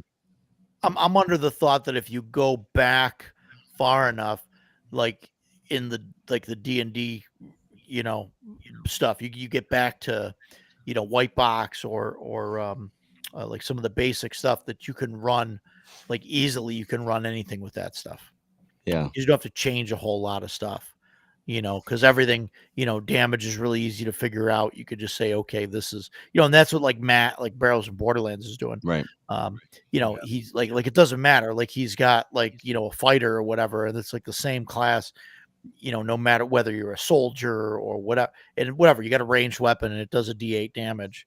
Like it doesn't matter if it's a, is it a laser gun or if it, Right. or a crossbow or a bow or like whatever. Like you could just, Well, I think you know, it's one. Yeah, that's one of the reasons why, like, with with either the cyberpunk or some of the space genres, you know, you get shot, you're probably gonna die. It's yeah, not a, yeah, it's not. You're not gonna survive a. So hit points don't translate exactly 1-to-1 over from a fantasy game over. But yeah. I think Richard Dean Anderson is awesome. So yes, he is Yep. all around. yeah, absolutely. MacGyver, yeah, you name it. Yeah, right. Yeah. So I don't know what you guys got any thoughts on a universal system then? What any I ideas? don't think I've Um, seen one yet, but Takano, what you got? oh, I mean, not much. I mean, I showed that Yeah, Imperium Maledictum. I haven't played it. It's yeah. on my list. And then they had. I'm big. I like Warhammer 40K. I don't play the miniatures game, but like the setting is awesome because it's a combination of fantasy, science fiction, and horror. And they have a new add-on coming for it, which is it's out. So you can play as a. I like this idea of playing as a member of an Inquisitor's team, and you're just hunting down heretics, demons, That's cool. cultists, stuff like that. Would be pretty badass. Those books are on my list to get as soon as I can. Um, it's a really cool setting. I ended up getting the starter set, which actually has a detailed write up on a hive world on a hive. And that, and that's an 'Cause RPG. yeah. This is RPG. Another game that would be really cool. I mean, you could do it with this. I think is the miniatures game for them is Necromunda, with all the different gangs and that would be a lot of fun. And it's something you could do with this. They give you the details. A lot of people play, I guess, Necromunda as a role playing game. Hmm. And then there's also they have a core book too. And this is more like Imperium Maledictum. They have different 40K games, and That Imperium looks like a hefty Maledictum book. it is. It Yeah. is pretty stout. Yeah. Imperium Maledictum, you're not a space marine. Like you won't be a space marine. You're not a godlike being. You're a relatively normal dude in the different parts of the Militarum, different factions. Yeah, You have I've got the Dark Heresy book from Fantasy Flight. Yeah. And I don't you have know, any of I that haven't. stuff. That's why I'm going to grab the Inquisition books when I can, because I really like that. So I'm listening to one of the Ravener books now. Ravener was an Inquisitor in the lore, and Yeah, I don't have enough like knowledge of the 40K world to like run anything. I really like it. Like it seems like a cool, thing, and I know some stuff with the lore and all that, but like, yeah, I'm the same. I I think don't I know enough to run a game. try to like shrink it down. Like if I was going to do it, I'd probably start with the starter set. Imagine that. Yeah. But there's an adventure in there. There's a hive. Like we'll just focus on that hive and that adventure, and then build from there. And in the adventure, they give you in the book different they have like a patron system, so you can do different things. You could play like a member of the Militarum, like you're landing on a planet and shooting orcs or whoever the bad guys are. But Yeah. in the adventure, it's geared towards the Inquisition, which seems to be obviously there's 2 books out now for just the Inquisition alone, a player's book and a game master's book. So they're definitely leaning that way with it, which is cool. I think that's really cool idea. So I got to read those Edgelord at some point. I haven't read the Horus Heresy books. We have Roger and I have a mutual friend that's a nut for 40K, and he said the same thing, that Horus Heresy, he would not stop talking about them, like everything. Wow. It was so good. Yeah. I've never read them, I don't know, but man, he was all on it. And Shellback, Rogue Trader is the only 40K that I've ever played, and man, I thought it was awesome. I didn't get to play it very much, but it was really cool. Sorry, Stan, go ahead. Yeah, they had a video RPG there, the Rogue Trader, and I never got to play that either. And I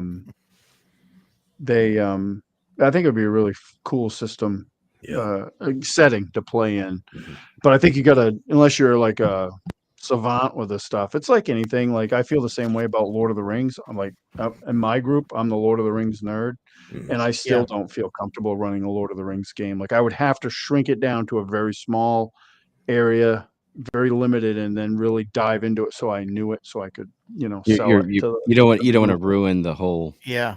Well, no. That's why, like, generally when I run games, if it's like a space game or something, like, like, I feel like I can run Star Wars because I could be far enough away from what's going on where it doesn't matter.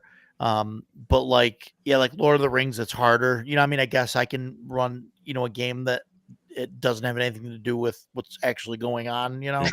I would definitely run a game that didn't have anything going on in the book. Yeah, you just get yourself away from any of the. Yeah, absolutely. I'm actually right. I just listened to a little bit off topic, but I just listened to an interview from a guy freely because there's that new book that they're working on, that Saruman book, and I'm kind of like not sure about that book because you have a chance in that book. You can play it, so you kind of change how Saruman turns out, I think. And I'm not down with that. Like I'm like, I've heard people complain about Dragonlance being like that when those modules came out. I mean, it's a great setting, and the original trilogy is awesome, in my opinion. But I'm reading it now. That's what brought me back to playing D&D and fantasy, was that original trilogy. I mean, it's hard because you get, it's so set, right? And and it's not like Star Wars where it's a huge galaxy where I can be on the other end of it doing all sorts of crazy stuff, and make up my own Imperial bad guys and whole systems and stuff. I don't. Dragonlance, it's a great world, it's a great setting, but it's also like railroady. the heroes did the cool stuff, right? And you can't touch them. And that would be the same thing with like trying to put yourself in a in Star Wars, where you're like right there at the Battle of Yavin or something like that. Maybe you could be on one of the other ships, but you're not going to be the one that's you're not going to be the one that's going to destroy the Death Star or something like that. Right. I mean, I think in the right hands, with the right players and the right game master, you could take something like the Battle of Yavin, and I got to be one of the few Y-wing pilots that lived or whatever. I was whatever his name, I don't remember. Probably would have known his name 10 years ago. You were Gold 3. I was Gold 3. So I think that would be fun. Like my guys, we got to play in the Battle of Hoth, which was great. That is kind of cool. But I'm a big fan of not, like, if we're playing something that has like lore, like we just started playing DCC Lankmar, and my buddy Chris, that was in the chat earlier, he's running it, doing a great job. But when we started actually in Lankmar, Porkins is the man. We were given the option: do we want to play it like close to like the literary books, where you have in DCC Lankmar, you have 3 classes, it is only humans, blah blah blah, and that's what we opted for. I mean, that's why I want to play that. Like, I want to get a chance to experience playing in Lankmar. I don't want, like the example I used earlier Yeah. talking to somebody else about this was like what Wizards of the Coast is doing with Greyhawk. There's Tieflings, there's Dragonborn running around. Those races don't exist in Greyhawk. Dude, Like yeah. they're not there. Big So fat what no do you- for me. So I like the fact that Goodman Games put in the effort to change their system, change the rules Mhm. enough to make it feel like you're going to play in Yeah. that setting. Like Mhm. that's what I want it there for.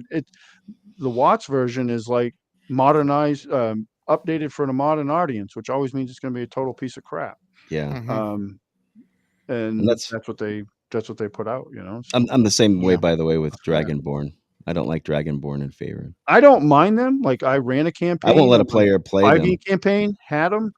It was fine, but like my current campaign, I started running CNC. It's in the same world, but like in the area we're in, there are no Dragonborn, there are no Yeah. Tieflings.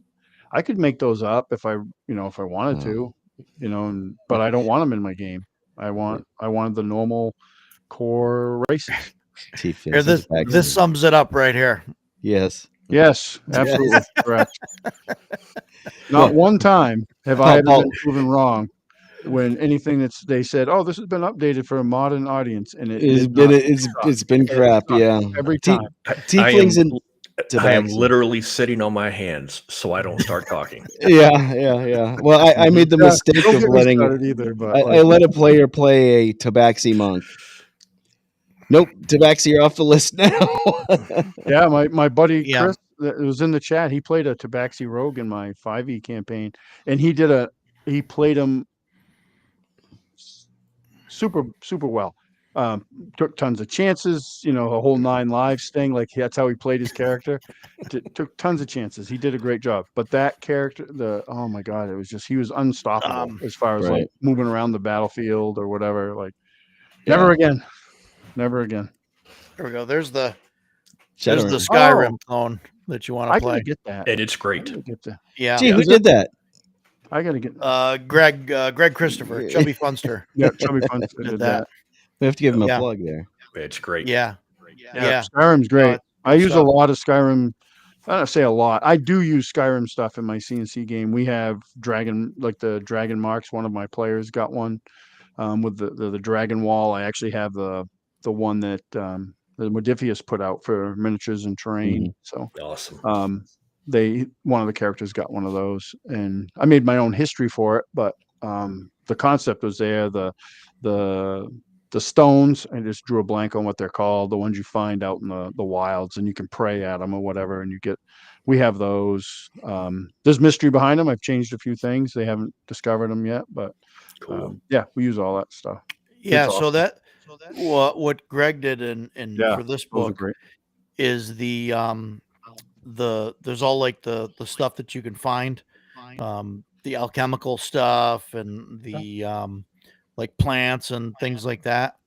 He's got them out there, and you roll randomly on a chart for like what they do, so you don't know like until you find them. That's awesome. I'm gonna have to get that book. Yeah, the Yeah. Dark Brotherhood. Yeah, Yeah. Edgelord, those miniatures are awesome. I've painted a bunch of them. Man, They did a really good job. I had a stack of Call to Arms miniatures. I also used to have the Fallout miniature game. I have no one to play them with. So I look at them and it makes me sad. So I got rid of them all. I didn't want to hang on to I them. will say they're kind of like, if you're into miniatures and stuff, they're kind of a pain in the ass to put together. Yes, they are. The earlier Yeah. ones. Yeah. But as far as like appearance and stuff, like I have a few Fallout ones too, because I was going to get into Fallout here. There was a guy that was running it at Crossroads, and it just didn't line up with my schedule, unfortunately. But I've painted a few of I like the Super Mutants because I always thought those guys were cool, so I bought a bunch of those. But I have a bunch of the Skyrim miniatures. Don't I put have that yourself miniature, down actually. as I haven't Lord painted it Man. yet, but- Everybody loves Ayla. Yeah. There's no shame Oh, yeah. in it, dude. Nope, Yeah. nope. Um, She's great. yeah. Shellback. I don't know what that problem's like at all. Yeah, I don't I have have. all- I, I I have have- my boxes of shame. Oh. I got a couple right behind me. Yeah. I should do a video tour of my basement. Hey, there you machine. before the con this year. Buzzsaw might make comeback. Confirmed. Buzzsaw will be there. That's He awesome. will be there. I I think. got to I'm play not with him. sure. I think that Jason's trying to I want tell to us hear about something. this game. Blade wanna I hear don't Runner. know. What's 'cause I don't I've have never it. heard of that. What is that all about? Well, everybody, thanks for coming. Oh, Yeah. Oh, we that's gotta go. you've got the I don't think I've seen that before. I don't know. God, That's I don't remember I'm sharp. seeing staring that. at myself, man. Close that down. Sorry, I don't remember Front and seeing center. that the special edition book there. I don't Mm. think I That's bought pretty the sharp. core book. Did I buy the core book? I Oh think yeah, you I think must I do have the core core book. Yeah. I bought the starter set, yeah, and I got the core book, and it must be the GM screen sandwiched between Mm-hmm. Yep, the that two too. over there. Yeah. So that's interesting. All right, really quick.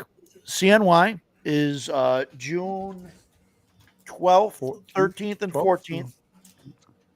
June 12th, 13th, and 14th. Here is the there's the flyer there. Go to cnyrpgcon.com. It'll take you to the site. It'll take you to the tabletop event site. I will put that in the chat while Jason is talking about Blade Runner. We did play that a couple times, At PAX. right? We just did the one shots, Mm-hmm. and that was it, right? Yep. That's as far as we got. Yeah. Yeah. It seems like a cool game. I'd play it again.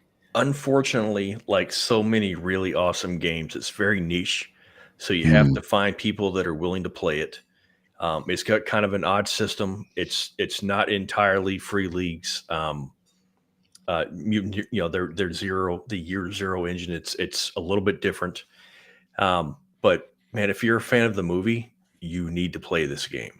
But a lot like we were talking about the Star Trek earlier, if you've got someone that's into it and can kind of guide you through it, then it's great. When we played it at PAX, the DM was a Blade Runner fan. That helped a lot. I'm a Blade Runner nut. So for me, I like as soon as Roger signed us up for it, I was like, stop what you're doing. Let's go play Blade Runner because that's all I wanted to do. And I dove in head first, man. And I was so absolutely in love with the game. And I was not disappointed in the slightest. There are very few games, and honestly, most of them are free league IPs. Blade Runner and Lord of the Rings. When I was playing those two games, I felt like I was a Blade Runner. I felt like I was a dwarf in Lord of the Rings. Just excellent. Everything, like you get to use the Voight comp machine. You get to go to police headquarters and using the scanner to examine photos. You're pursuing a replicant through the street.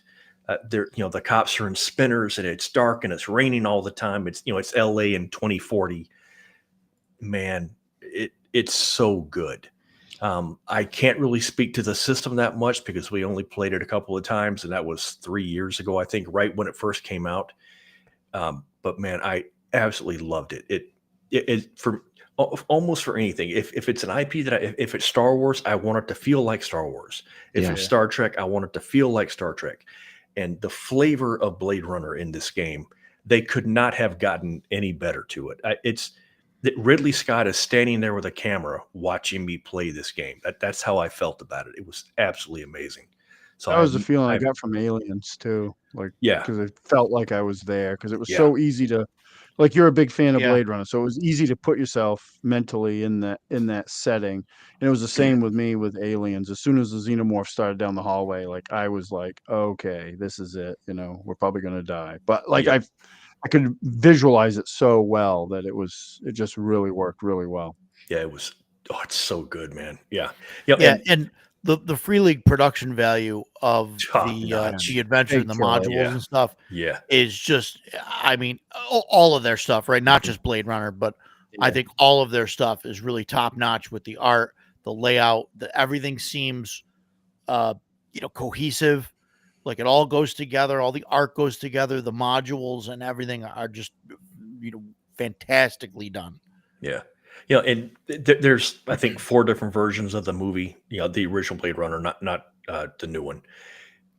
but the original theatrical release had Harrison Ford doing his, talking over it. And while we were playing, I was muttering to myself, hearing Harrison Ford's voice in my head. Yeah. Man, it was so good. It's great. He- And I've only Paul, I think Paul just nailed it. The system stays out of the way, Yeah. so you can play Blade Runner and feel like you're a Blade Runner. that's a sign of a good system right there. Sure if it doesn't is. get in the Yeah. way. Yeah, Yes, right. sure is. Yeah. Have you seen Seth Krakowski's review of it? Of the game, No. or Of the Blade movie? Runner. He did like a half-hour long video Of the RPG. You mean? of Blade Runner. Yeah. Yep. Oh, okay. Yeah. Yeah, Okay. he ran it. I'll have for to some check that people. out. It's interesting. I'm curious to hear you talk about it. He really liked and had a great time running it, but he said, this is probably the only time I'll ever run it. Oh, So dude. Is he just That's- not into Blade Runner? I mean, is that no, he loved the genre. Or- You have to watch you have to watch it yeah, really. yeah, But we'll have to check check it it out. Yeah. And I'm curious to know what you guys think about that, because The only difficulty, and when we did our free league cast, I talked about this briefly. The only difficulty that I would have in playing this game is it's based on case files. You're a police detective. You're Right. out investigating. And so, a lot of people that they don't want to put that kind of energy into it. And it requires a DM that is willing to do a lot of prep work, because, Yeah. you've got 4 investigators that are out, combing Los Angeles or whatever city you're in for clues and, chasing down leads and all that. So you, as the DM, you've got to be thinking about, okay, if I leave this clue here and they find it, where are they likely to go next? If they don't go there, what 5 options may they go off to? So Right. it would require a lot of prep work. So, but if you're playing, Fiery Angels, it's one of the case files, but it's also a campaign. It's not a 4-hour module. You sit down and you can spend, a couple weeks playing this game. So there's plenty of meat on the bone for that. Just if you start wanting to write your own, you've really got to sit down and focus. Yeah, and think a about lot of work. Yeah. Is that? Am I right that module came as part of that? Like the Fire Angels is the third one? Fire Angels is no, Steve's. no, but I second. mean, okay, so Electric Second one, okay. Dreams. I know he's got a review on Electric Dreams as well that Yeah, came out like 2 months ago. That's like the issue, and I think you kind of touched on it, and Paul did here. Like Mhm. the modules are definitely top notch and like well done. I would not want to run this game and have to like beyond running the pre-made stuff, Right. because I Yeah. feel that like if I ran like the module for the group, like it's almost like the critical role thing or the Mercer effect or whatever, right? Like you run like the first thing, and like and then you got all the cool handouts and all the cool stuff, and you go through all that, and then it's like, oh, here's my campaign, and like here's me doodling on an index card. Here's a post-it note. And I said the same thing in our Free League podcast. Exact same thing. Yeah. Here's my photocopied photo of someone that I found online. And, Yeah. I feel like a schmuck having you guys do this, but this is the case.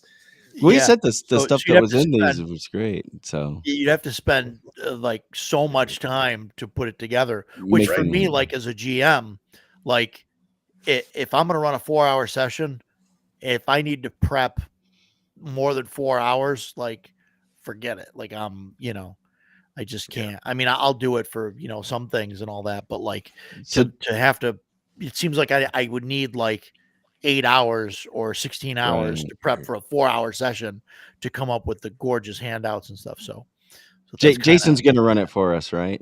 What, He's Blade like, Runner? well, I think the right DM and then also the right players too. Yeah. I think like you had said Oh, that yeah. about something else too.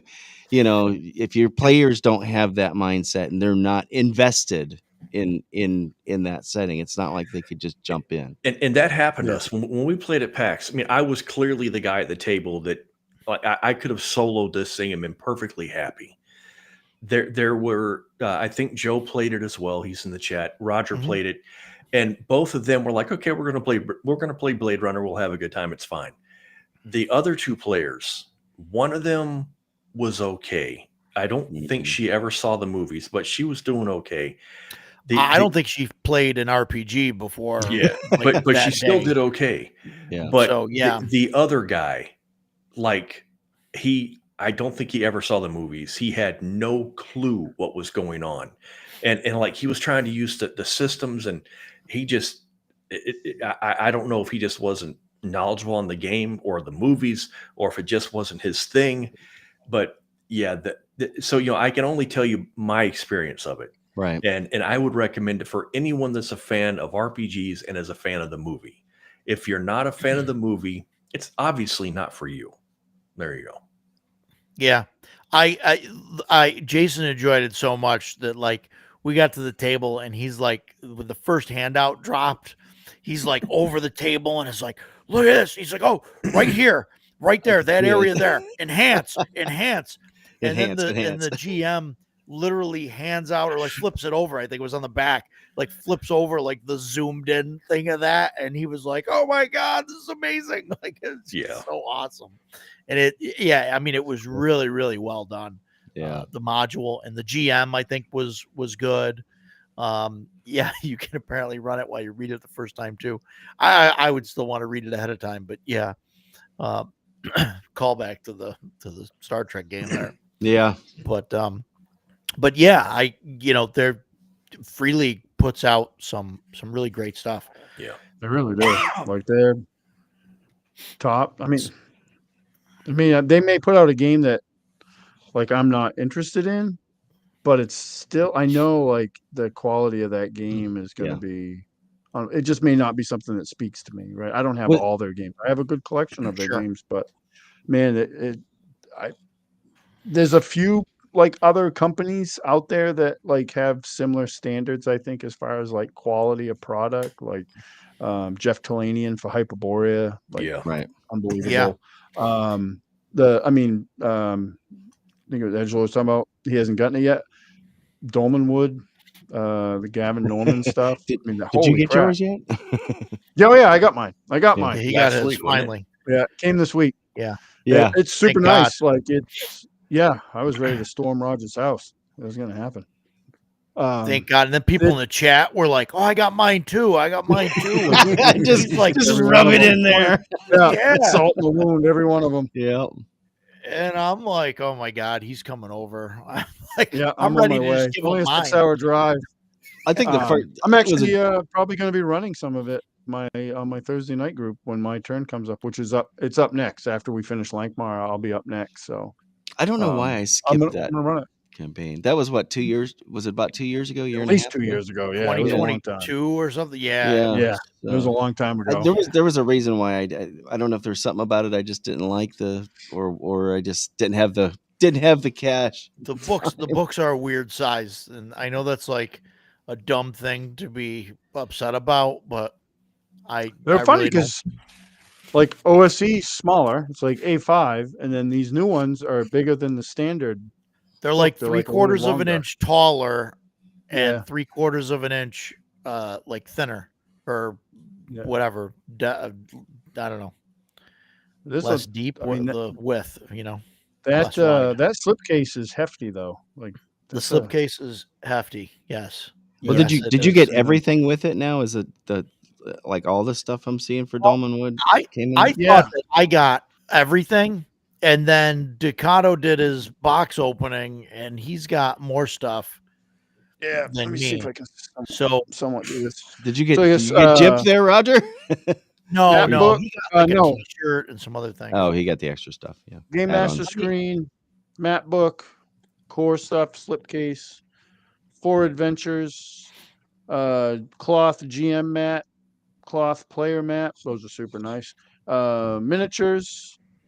I got pins over there for all the factions. The pins, I did not get the dice bag.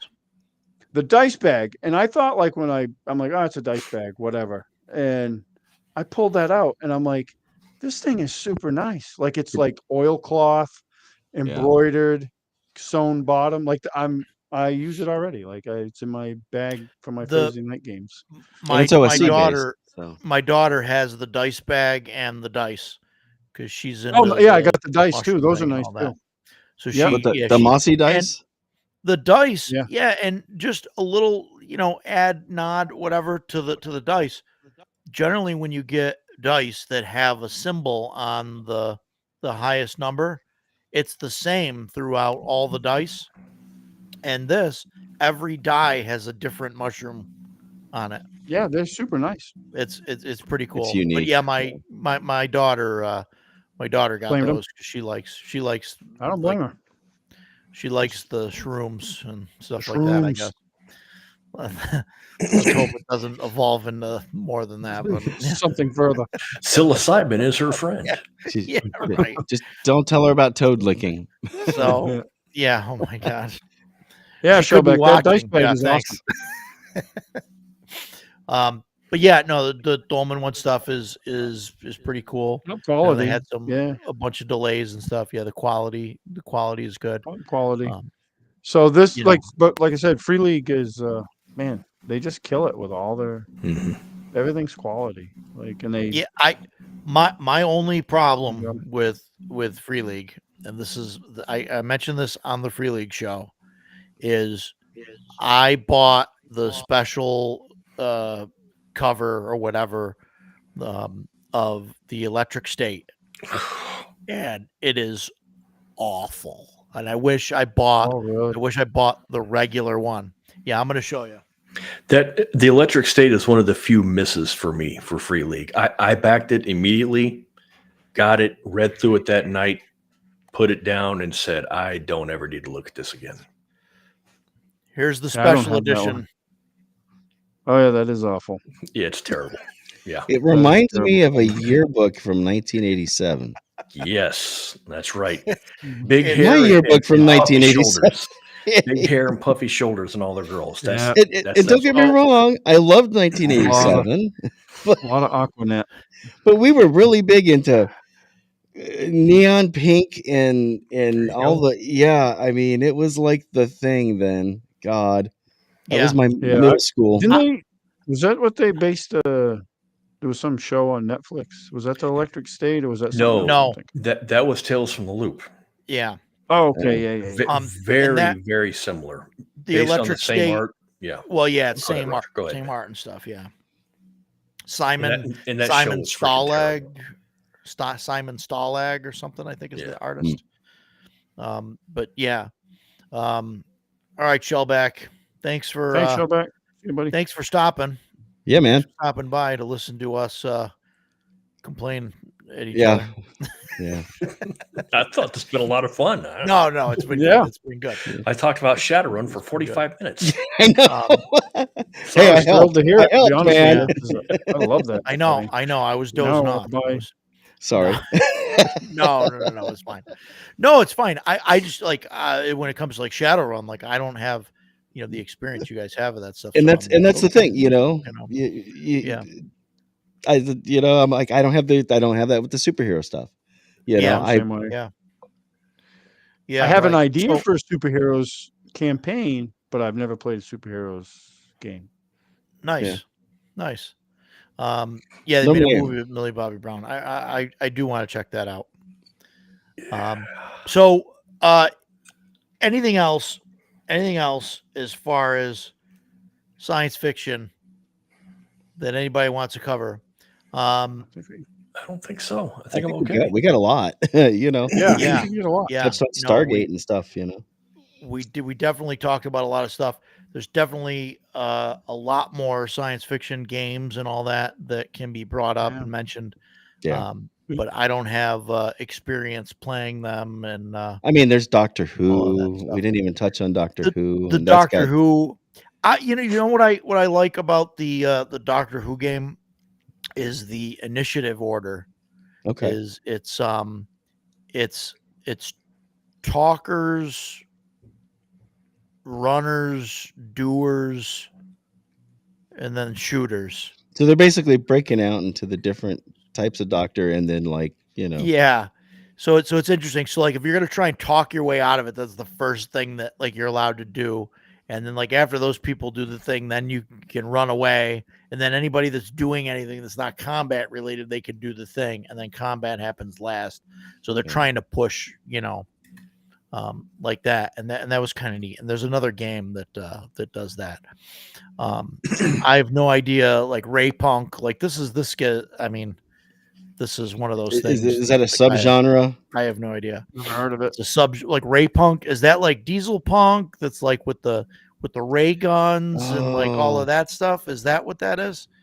Because I thought that was Diesel Punk. So I don't know what the difference is from Diesel Punk and Ray Punk. We could have brought up Buck Rogers from TSR, right? Buck Rogers. I mean, I never played it.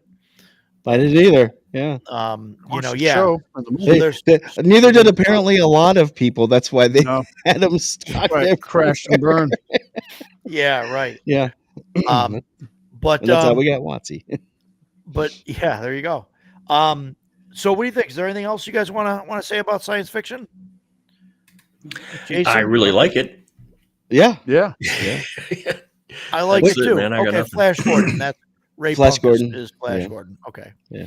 What I mean, mixing the fantasy and the I mean, we had kind of already touched on that really with Shadow. I love mixing fantasy and sci-fi stuff. Yeah, it's fun. So I'm trying to think of where we went. We've been around the universe. I think we've been everywhere. Yeah. What do you got, Ducato? Anything? Final thoughts? No, I think we covered it pretty good. Fantastic. Well, that's great. Of course, we probably missed something, but we probably missed something. And as far as our knowledge goes, I think we covered a lot of stuff. Yeah. Oh, yeah, absolutely. I think so. I think we did good for 3 hours and 21 minutes. Yeah. So, all right. Well, I guess that's that. Thank you, everybody, for coming. I know that Death Angel gets on me in the chat, and since he's here live with us, he can't get on me about it in the chat, but please like, share, subscribe, all of that stuff. I'm terrible with remembering that. Same. I never say it. Subscribe to my channel, click the like button, subscribe to Ducato's channel, click his like button. Death Angel, what do you want to plug a channel, the Sci-Fi for me or anything? Well, yeah, I'm a moderator, but also occasional guest host, assistant host. Yeah. Oh yeah. Yeah. I have that stuff ready, man. That's my mod screen there. But Sci-Fi for me TV. We're always looking to do interesting topics of topics of the day. Usually we'll have a guest or something like that on occasionally one of the days in the week or so. Always looking for exciting guests to bring on in the daytime. And then tomorrow is last Wednesday we just on Sci-Fi Snobs channel we just did our season 2 finale, which was for the Babylon 5 retrospective, which includes Jason from Sci-Fi for me. Cool. It includes myself, Cam, and Snob. And we get on there and we talked for about 3 hours and 20 minutes about Babylon 5, about a 45-minute long show. So, but it was great. Tomorrow night we're gonna have our season 2 wrap up, and then we're gonna do a Thanksgiving Eve thing, just kind of like an open line, let anybody drop in and talk about Babylon 5. So if we got any Babylon 5 folks, look for Sci-Fi Snob. Yeah, absolutely. So we will see you guys on the other side. And remember, if you have any episode ideas or whatever, drop them in the comments or below once the thing posts, all that fun stuff, or email us, tell us, send me a note, a letter, whatever. You guys know how to find me. So we will see you guys on the other side, and everybody out there, we'll see you guys next Tuesday at 6. Night, everybody. Thank you. Thanks for coming. Good night.